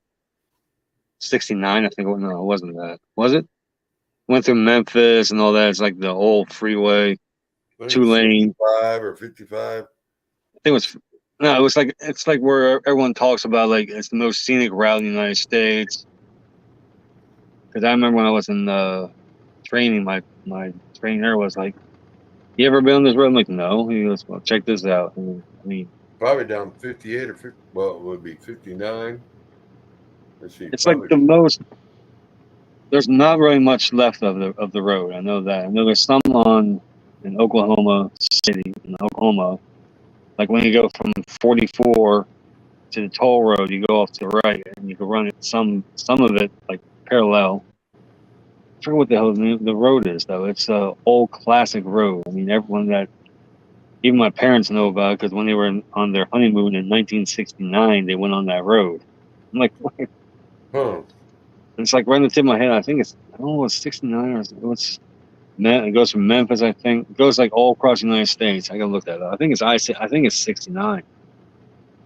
I don't know, but I just know that that's one of the old classic roads, and it's all torn up. I was just down like 3 weeks ago, and it's a shame that they figure all these new roads are out, and they don't care about these old roads. They don't keep them up, and those are the ones that started the United States. They're the original roads that went from either from north to south to east to west. Yeah. And just like I was telling the lady yesterday, I said, okay, so if I was going to ask you, is north south odd or even? She thinks about it for a minute. Even. I'm like, really? 95 is what? North and south. Is that odd or even? Odd. Exactly. Yeah. Your odds run north and south, and your even run east and west. Yeah. Yes. John keeps popping in, popping out. What's up, Joe? How you doing, brother? That's Joe Wilshire. And I'm trying to bring John back in. He keeps popping out. What's he doing? We see him just fine, but he can't see us. Now he's going to start thinking real hard. Yeah. Uh-oh. Oh, there he goes. I think it's the signal strength. It's not the phone or anything like that. It's the signal strength. It's the phone. It's not the signal. It's the phone. On his end, it's the way it works. Depending on the phone you have, the way it works with StreamYard. The way StreamYard works for me, and I don't really like it, is because I got to go through Samsung internet to get through StreamYard. I can't do it through Google or anything else. Well, you can go through iOS. If you have an iPhone Yeah. has a way of going in. But I know they've been working and changing the different things on it, trying to get it to work like it's supposed to. But they've been doing a lot of upgrades and everything else. But I do know this. I'm going to probably play one more video, well, actually 2 more videos, and probably call it a night because it's already almost 12:30 here, my time. It's 11:30, almost 11:30 here, my time. I get up early in the morning. John's at, and it's probably around 9. Maybe 9 or 8, yeah. 9 probably, yeah. Yeah. I'm in Central Time right now, so yeah, it'd be 9. Yeah. He's on Mountain Time. No, it'll be 10 there then, Mountain Yeah, Time, it'll because be 10. Pacific, where I'm going to be next week or 2 weeks from now in Oregon, they're 2 hours behind me. So yeah, Yeah. because they're 3 hours behind Florida, which is Eastern. Yep. So that's Pacific Time. Mountain Time is 2 hours behind. The Which thing is with Tennessee, it splits because you're on Eastern, and then once you Central. get Crossville, Yeah. which is mid for me from here to Nashville, so I can get an hour into about an hour and 10 minutes into my trip going to Nashville. I'm hitting Crossville, and it's a time change. I hit Central Time. I didn't even notice it. I'm wearing one of my new shirts I got from Matt's. Nice. Yeah. Represent. And I'm wearing the mother that. trucker hat, as you can see. That's right. You got to show that Asian I mind. gotta show that support. I mean, that's what I told him too when I talked to him. He goes, "So what's your deal?" I said, "What do you mean?" He goes, "Why are you supporting me?" I said, "Because I only support the small companies, not the big ones." He goes, "Really?" I said, "Yep." Because just like me and all my other friends own companies, we all start small somehow. You gotta start small and then work your way up. Yep. And see, And you figure if you support this forever, and yeah. But Alex is down to earth. Yes, he is. Very much. He said he wants me to come down there. I'm like, well, the problem with that is I drive a truck for a living, and you drive moving, so it's easier for you to get the load out of Florida. Not for me, it isn't. Yeah. So if I go down to Miami, it's hard to deadhead from Miami. It costs more money to deadhead from Miami than it is from Orlando. Yeah. Did you get it figured out, John? Yeah, I had to go completely out and reboot in. Yeah. Alrighty. That's what I figured. Yeah. See, I got these hearing aids in, and then I got to reboot it so they matched up, and then I have to go in there and change them to Streamline. And once I get them on the Streamline, then I can come back in. But it wasn't mixing everything together. But here's what's funny is you can get your hearing aids to work. No one else can get their headsets to work. Yeah. Wow. John got his got his hearing aids working, but everybody else that tries to use the Parrot or another type of headset, it will not allow them to connect. Actually, I talked to a technical person from, because I used to do a streamer when I was with Truckers TV a long time ago. Mm-hmm. And I was also with Truckers View too, and they kicked me off for dumb reason, but that's near here to there. But I was with Truckers TV. We're all trying to figure, me, Arjen, and Dennis. And I just talked to a streamer technician. He said the only way you can hook up a headset of any kind to StreamYard is to do it through a laptop or computer first. But that made sense because if I did it on my own, I couldn't hook my Blue Parrot, I think it is, up. But if Dennis sent me the link and I hooked up through that, it worked no problem. Yeah, see, and I send the link out. So, I mean, I sent the same link I sent to you, to John. Yeah. I sent it to everybody else. They can't get their headsets to connect, so they're trying to hear at a distance. They're going like this with their phone. You seen when Kelly was on there? He was because his headset wouldn't connect. Come off. See, I got this old Blue Parrot here, which I can't get off here. But I got the old 250, and it's the one. I got the 450. Yeah. And I got the 650, which is a brand new one, but that one doesn't work no matter what. I mean, it keeps disconnecting. It's a piece of junk about to throw out the window, but yeah. And I also got the Ram McNally. I got that one, but That one there works the best on StreamYard, the 250, the 1 ear, because Arnie even said that he has one, the Playtronics, the single ear that goes in the ear. He said he has no problem with it. So it's the cheaper it ones might that be work the way better. the signal. It might be the way the signal connects. Yeah. So it's not interfering. Yeah. This doesn't make any sense. You would think the more expensive ones will work better, but no, the cheaper ones work better. You would think so. Yeah, you would think so. Mm-hmm. But that's what's funny. Even the blue parrots, they're having problems with. But and it's not really the StreamYard that has the issue. It's the connectivity, because it's some the headsets software. don't It's work either software or because it's software. Yeah. Because the software of the headset and the software of the StreamYard, StreamYard tries to hook to it, but it don't like, because you're trying to use your Wi-Fi, and then it's trying to, because you're, believe it or not, some of your blue parrots will work off of Wi-Fi or Bluetooth. Yeah. And that's where it has that interference. It won't kick on because you're on Wi-Fi, because you're trying to pick up Wi-Fi to get good signal, and then it's trying to do the Wi-Fi to the phone, and it won't let you. And you're like, why ain't this working? This be the reason. Well, is a lot of this because of the new technology that just came out here within the last couple of years that's causing that problem? Most likely, yep. Yes. See, now my hearing aids are Bluetooth, and really I can't hear the background noise. You probably can hear a little bit of the background noise from the truck. I can't hear it because it mutes. We don't hear it neither. Mutes. Yeah, we don't hear it either. Okay. But it mutes the noise, and so if I had my turn signal on, I would never be able to hear that. Wow. And that I don't like because it mutes it, but to go and deadens the noise in the semi truck, it wants to pick, and I think a lot of it has to do with the noise eliminator and stuff like that, because like for me to hear the stuff going on inside the truck, then I have to pull it off of streaming. So it took me a long time to sit down with him to figure out how to marinate my phones to my phone so that when I went on to streaming, whether it be Facebook or internet or phone call, it would stream, which would cut the noise down in the background, and I could hear them. Otherwise, I couldn't hear them, but they could hear me, Yeah.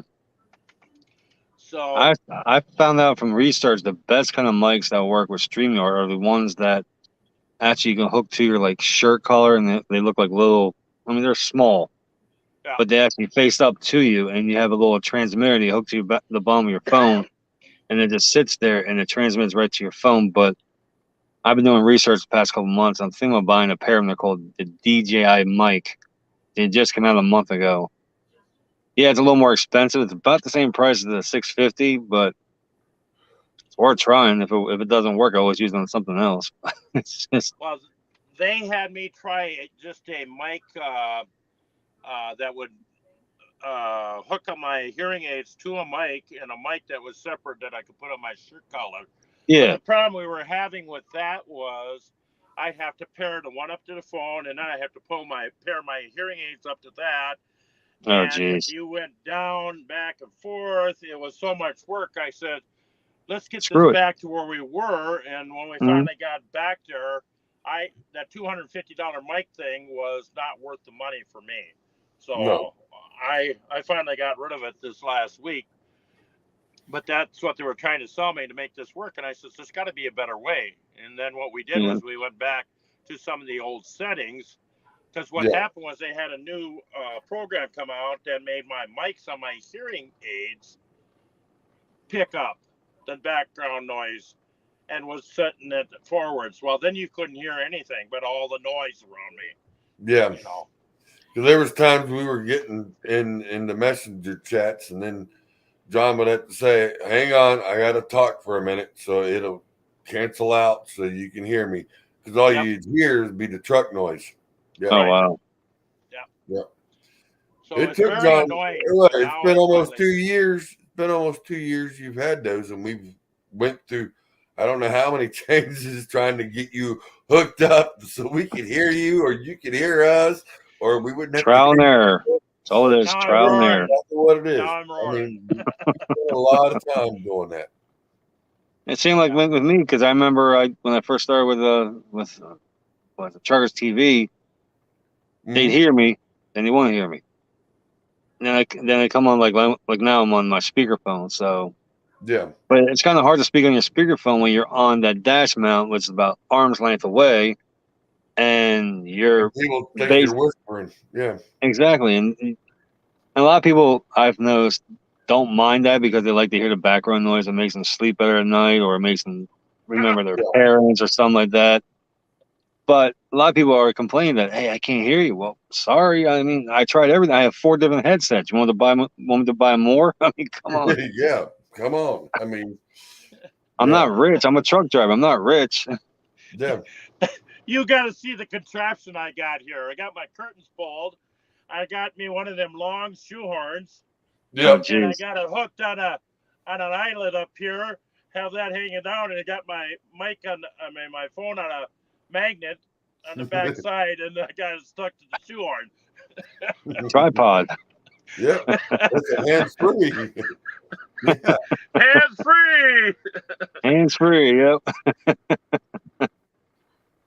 What we do to stream. Yep. Well, guys, I am going to call it a night. Same here. John's sitting there and trying to figure out how to get his thing on there where he can see us. But he'd be able to go back and replay this show, and he'd go, "Oh, look, they did see me the whole time." Yeah, John, we seen you, and it was on there because I even have it on. I have it on the other set, and you can actually see it as live. And this is the way it's been the whole night when we were live. So, I mean, it showed all of us on there. Yeah. Yeah. So, Lefty, what are you using for your main camera? What am I using for my main camera? Yeah. This one here? Yeah. It's the main camera on the laptop. Okay. It looks pretty good, damn. Yeah.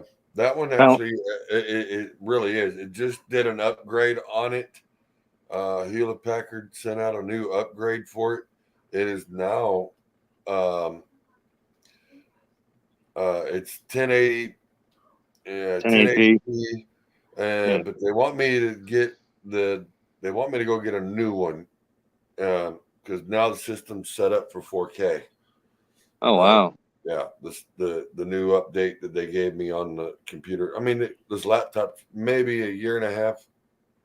No, just a little over a year. What's like an HP high-end Spectra or something like that? Yeah, a high spectrum entertainment. It's an entertainment laptop, so nice. It's meant for more streaming than it is video games or anything like that. And I don't have any games on it, so. I try to use this strictly for the show and anything that involves with the show. So yeah, I'm that way thinking I about don't getting have any other conflicts of interest with it. You know what I mean? Yeah. I'm thinking about getting the Aces studio book in the next couple months. Gotta save up for it, but would you believe that I only paid what 200 they had the deal last year. It was $238. Really? Yep. Wow. Hewlett Packard. I went back and looked. The only thing they did, they went up $30. I think it's $30 on this. If you go to Walmart, go in there and look for their entertainment laptop. Not for video games or anything, but it's streaming entertainment. Okay. You'll find they got a newer one than this. Now it's a little bit smaller, compact, but it's got a better camera. And it was $229. So just to let you know, if you want to save some money, that's the reason why this thing is built. I have it done this way. I bought it this way, and then the only thing I did was I had a buddy of mine add another video card into it, so that way if things do change, it's already got the new software for the video card, so I don't have to worry about changing it. I've already into the new video card. Nice. Yeah. But it wasn't bad. I mean, like I said, $240 for a brand spanking new laptop, and I still got a 2-year warranty on it. So you never know. It might accidentally drop right before it quits and get a new one. I'm just saying. Just saying, that's how we work it. True. But it is 12:30 my time. Yep, 11:30 my time. What time is it on you, John? It's 11:30. Well, No. 10:30 here. Yeah. That's what I figured. Yeah, he's mountain. He's mountain, yeah. Yep. Well, gentlemen, I enjoyed every bit of this conversation, and So do I. appreciate the news update for the weather and the roads. Thank you, John. I do appreciate you on that. Yeah, thank you, John. It's good to have you in here. Now you get to see the other players that we play around with. So anytime you ever want input, Dutch, just let me know. All right. You know, if we're in a conversation, you go, hey, I got some info. Send a message on instant messenger or something and say, hey, and I'll send you the link right into your messenger. Sounds good to me. And then I'll send it to you. Because I used to put it out there everywhere.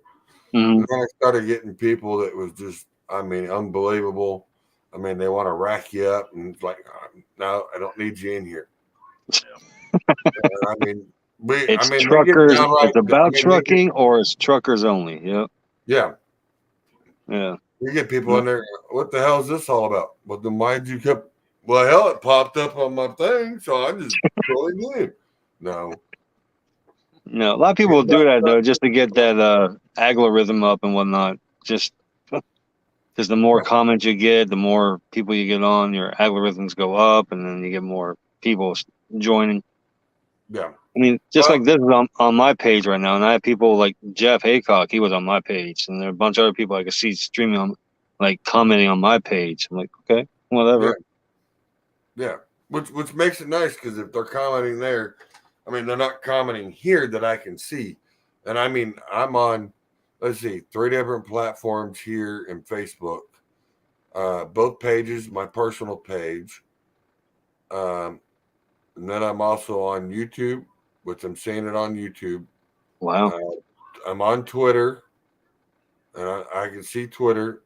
I see a couple of comments on it, which you guys can't see because I'm not putting them up because some of them are just kind of, because on Twitter you can say what you want to say, and I can't put that on here because some of the comments are pretty funny but dirty, but you know what I mean? I can't put them on there. Same thing I like about TikTok. I can't stream it because I don't have 1,000 followers yet, but I can make videos of music in the background. On Facebook, I can't do that.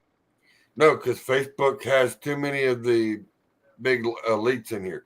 You know, when you start a Facebook page, the next thing you know, you start seeing all these people wanting to follow you, and then you start looking and going, oh, there's Warner Brothers, there's Music Row, there's Gordon Records. Yeah, they're following you because they want to make sure if you're playing something that kind of hints to what they got, that way they can block your video and mute it. Which I guarantee you, this one will be blocked or well, won't be blocked, but it will be muted during the videos that were played during. And I can figure 2 videos that I know of because they've already done it to 2 on another one. So I'm like, you can mute it here, but you're not muting it on Twitter. You're not muting it on Rumble.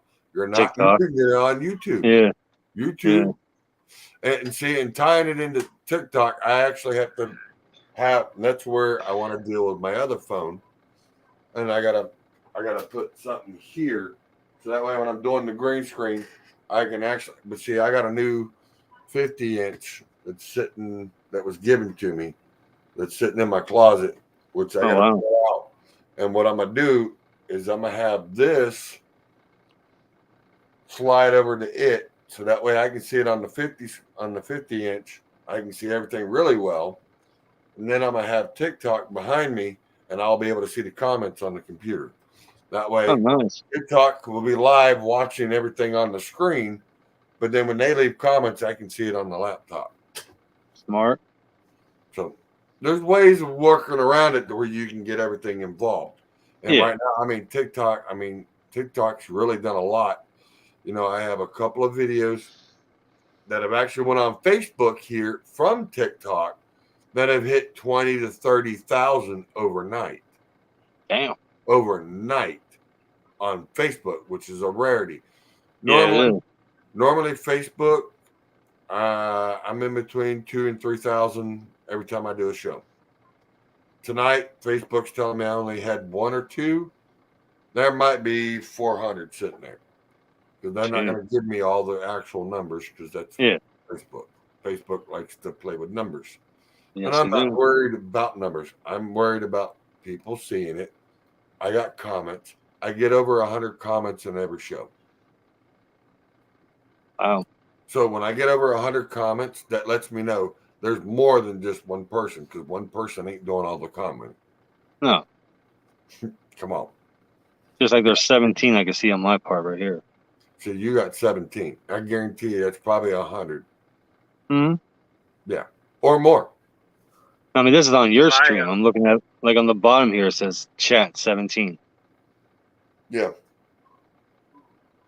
Yeah, and there's more than that in there. Yeah. Oh, yeah. You know that. Oh, yeah. It says Facebook is a bunch of, I don't want to say it on here, but they like Yeah. They like to make the truth different. Yeah. It don't fit their narrative. But the thing is, I'm on here, but we're not talking about certain things. So that way they don't care. But now if I opened up my wallet and said, here, Facebook, start boosting my post, they don't have a problem with that because they'll boost the hell out of it as long as I pay them the right amount of money. Exactly. I do that once in a while. I boost my post. Like, I only spend like $20 a week of that. It's not really worth it. Well, wait. When you start seeing the $20, when you're sitting there, you're looking and going, all right, $20. Well, in the very beginning, you're going, 10 gets me 5. All right, 20 gets me 30. You're like, cool. So you just do 20. Now, if you do 20, you get 500. Now, if I do 50, I get 1,000 to 1,300 if I boost it. That's at $50. So in order for me to hit 20 to 30,000 to boost, I have to boost it up to $300 an episode on Facebook. Jeez. And I told Facebook it's a good pound thing because it ain't happening. Not doing it. It ain't worth it to me. I know I want to boost the algorithms and I want the numbers, but I'm not living for the numbers. I am living for the information. Exactly. Yeah. And the information will most likely get you numbers. So. Yeah, and it don't have to be on here because guess what? It's not just on Facebook. It's on Twitter. It's on Rumble. It's on YouTube. Yeah. YouTube, I got 28 people watching. Wow. That's what it says. That's what it says. Yeah. That's what it says. Twitter, I got 70. What was that? 82 now. So when you add up the numbers, and I don't know how many is watching on Rumbles because Rumble don't give you the numbers. They don't put numbers up until after the broadcast is done, which is nice because that way you don't get your feelings hurt. That's true. That is very true. So that's good.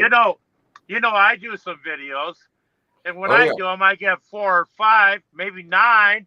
I know more than that sitting on it because I have more friends that tell me they've seen it. You know. Oh yeah, so do I.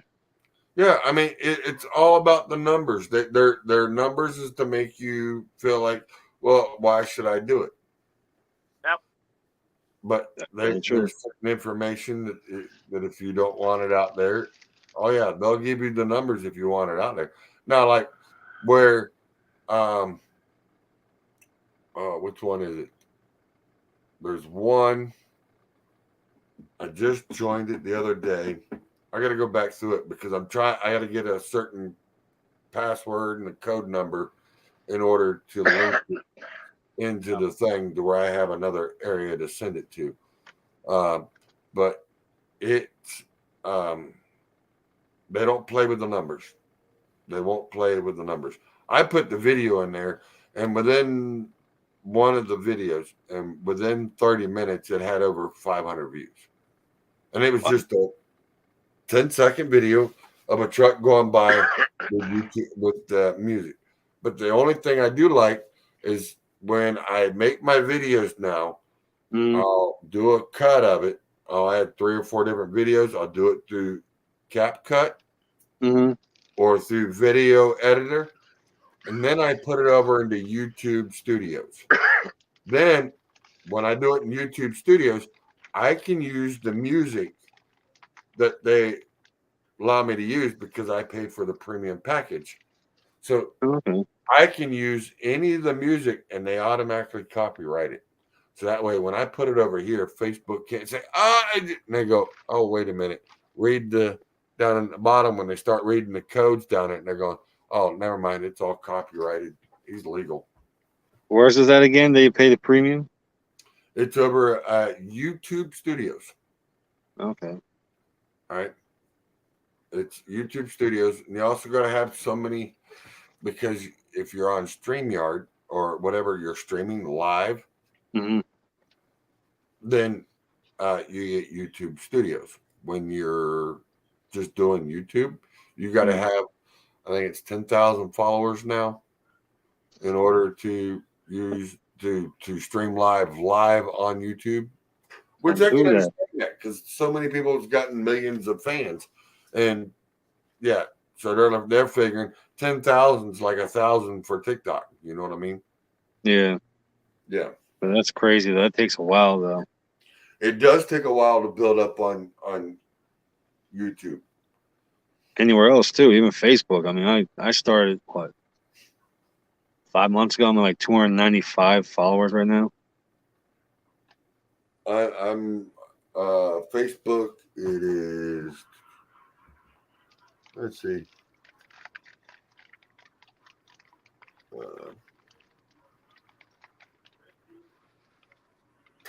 Yeah, I think it's 4,000. Damn. 4,000 on Facebook. YouTube is 100. So that ain't bad. I got 100 followers on YouTube. That's actually going good. And then if I go on TikTok, I got probably about 10,000. No, I got almost 5,000 followers on there. But when I go to search my name, of how many times my name's been searched? Oh yeah, probably a lot of times. 30,000 times. Damn. Yeah. Every time they Now, search, they're going. They're not searching my name. They're searching Left Lane with Lefty. Wow. What they search. How are you doing those videos that you can see like behind your truck? Is that with a GoPro? No, it's actually done with my phone. While you're driving down the road, or you're sitting. No, driving down the road. Every one of my videos is I'm moving. I'm driving. I'm moving. I'm not. So what? You just have your hand out the window with your cell phone? No, it's actually sitting there on a. It's sitting on a bracket. It sits on a bracket. I snap it in. When I see him coming up, I hit record and snap it in, and you can watch it from there. Just like here, I'll play this video real quick. This one right here was done the same way. Where'd he go? It's right here. I live life like a renegade drifter, losing myself on the open road, running from the pains of a sinner, 'cause ain't no band-aid for a broken soul. So it's a bracket you could buy anywhere, or did you make it yourself? No, I made it because you can't buy one that's going to have a phone holder that you can mount to your windshield or over to your mirror and see. And the way that one's done is what I did was took the long ones that had the straw looking thing, the plastic bin. Yeah. Well, I took a piece of metal, stuck it in there, and ran it out about 2 foot, and stuck that on there. So when you snap it in, it sits on the window sill. So you're sitting flat on the window sill, and it's got that, and it's suction cups to the driver's side of the window. So it's out of my view, but it sits there, and I can just snap it in when I see him coming up. Oh, nice. Yeah. It's just like Hey, this one right here too. Because watch this one right here. This song will be muted because it. No stranger to you and me. I can feel it coming in the air tonight. Hold on. Well, I've been waiting for this moment for all my life. Hold on. I can feel it. Damn. But if you get a chance, and whenever I play it again, when you look at the video, you can actually see the video automatically do an auto zoom. If you look on the side of my dually, you'll actually see my door handle. You'll actually see as the truck comes up, it automatically zooms out. The driver's side door handle disappears. Oh, wow. Auto focus when you're doing video on something. Yep. That makes it nice when you got the. I want to get the new Galaxy S22. I have the Galaxy S21 right now. That's what I'm using. Right, I want to get the S22 Ultra because it has that S Pen and everything. This is the 20 S20 Plus. All my filming, everything's done off of this phone. Oh, wow. Now I got this one here, which I do filming and do videos. I got to get the screen replaced, but I figured the screen wasn't worth. This is an S8. Oh, wow.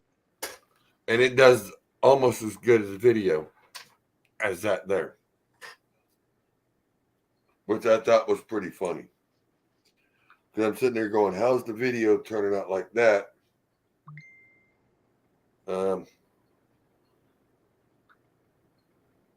Yeah, hold on. Let me see. Here it goes. If it'll play. It's taking a minute.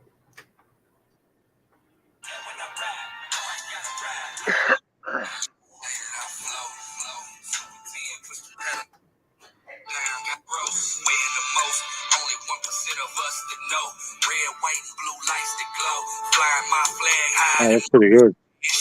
Yeah. And that's an S8. And that's an S8. That's pretty good. So what I was thinking about doing is getting the new GoPro Hero 10 Black, and get one of those suction cup tripod suction cup. Sit on the side. Yeah. I'm sitting on the side, and then you have the little thing that goes on your wrist, and you can push play or stop because it's like a remote control. You can do up to 7 of them on that remote control. Nice. Yeah, so I was gonna get like a bunch of them, put like 2 of them on the side, so when I'm like streaming, I could actually do like I'm doing here, but I have 2 side views of what's going on the side of me, and I have my front view and have my view, so I have like 5 different views going at one time. Yeah. But with StreamYard, you can do multiple cameras at one time. Yeah. Now you can do up to, see, it was to where you were allowed to do 1 or 2 cameras. Now I can do 4, I think. But see, each one of them took a spot. Now you can do up to 6 cameras, and it don't take any space for your people now.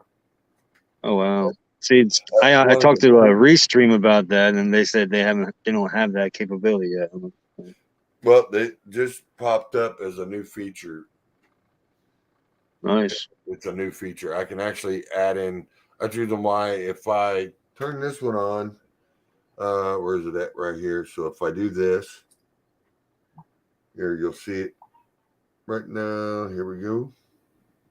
God, that wind's kicking my butt. I can feel the truck almost tipping over. I'm empty, so that's not good. Yeah, I've been rocking too. I don't know if you guys noticed it at all. Oh, I can see it a little bit. See? There's the camera too. But it don't take any space on the bottom. Oh, that's cool. Yeah. So now I can do different angles.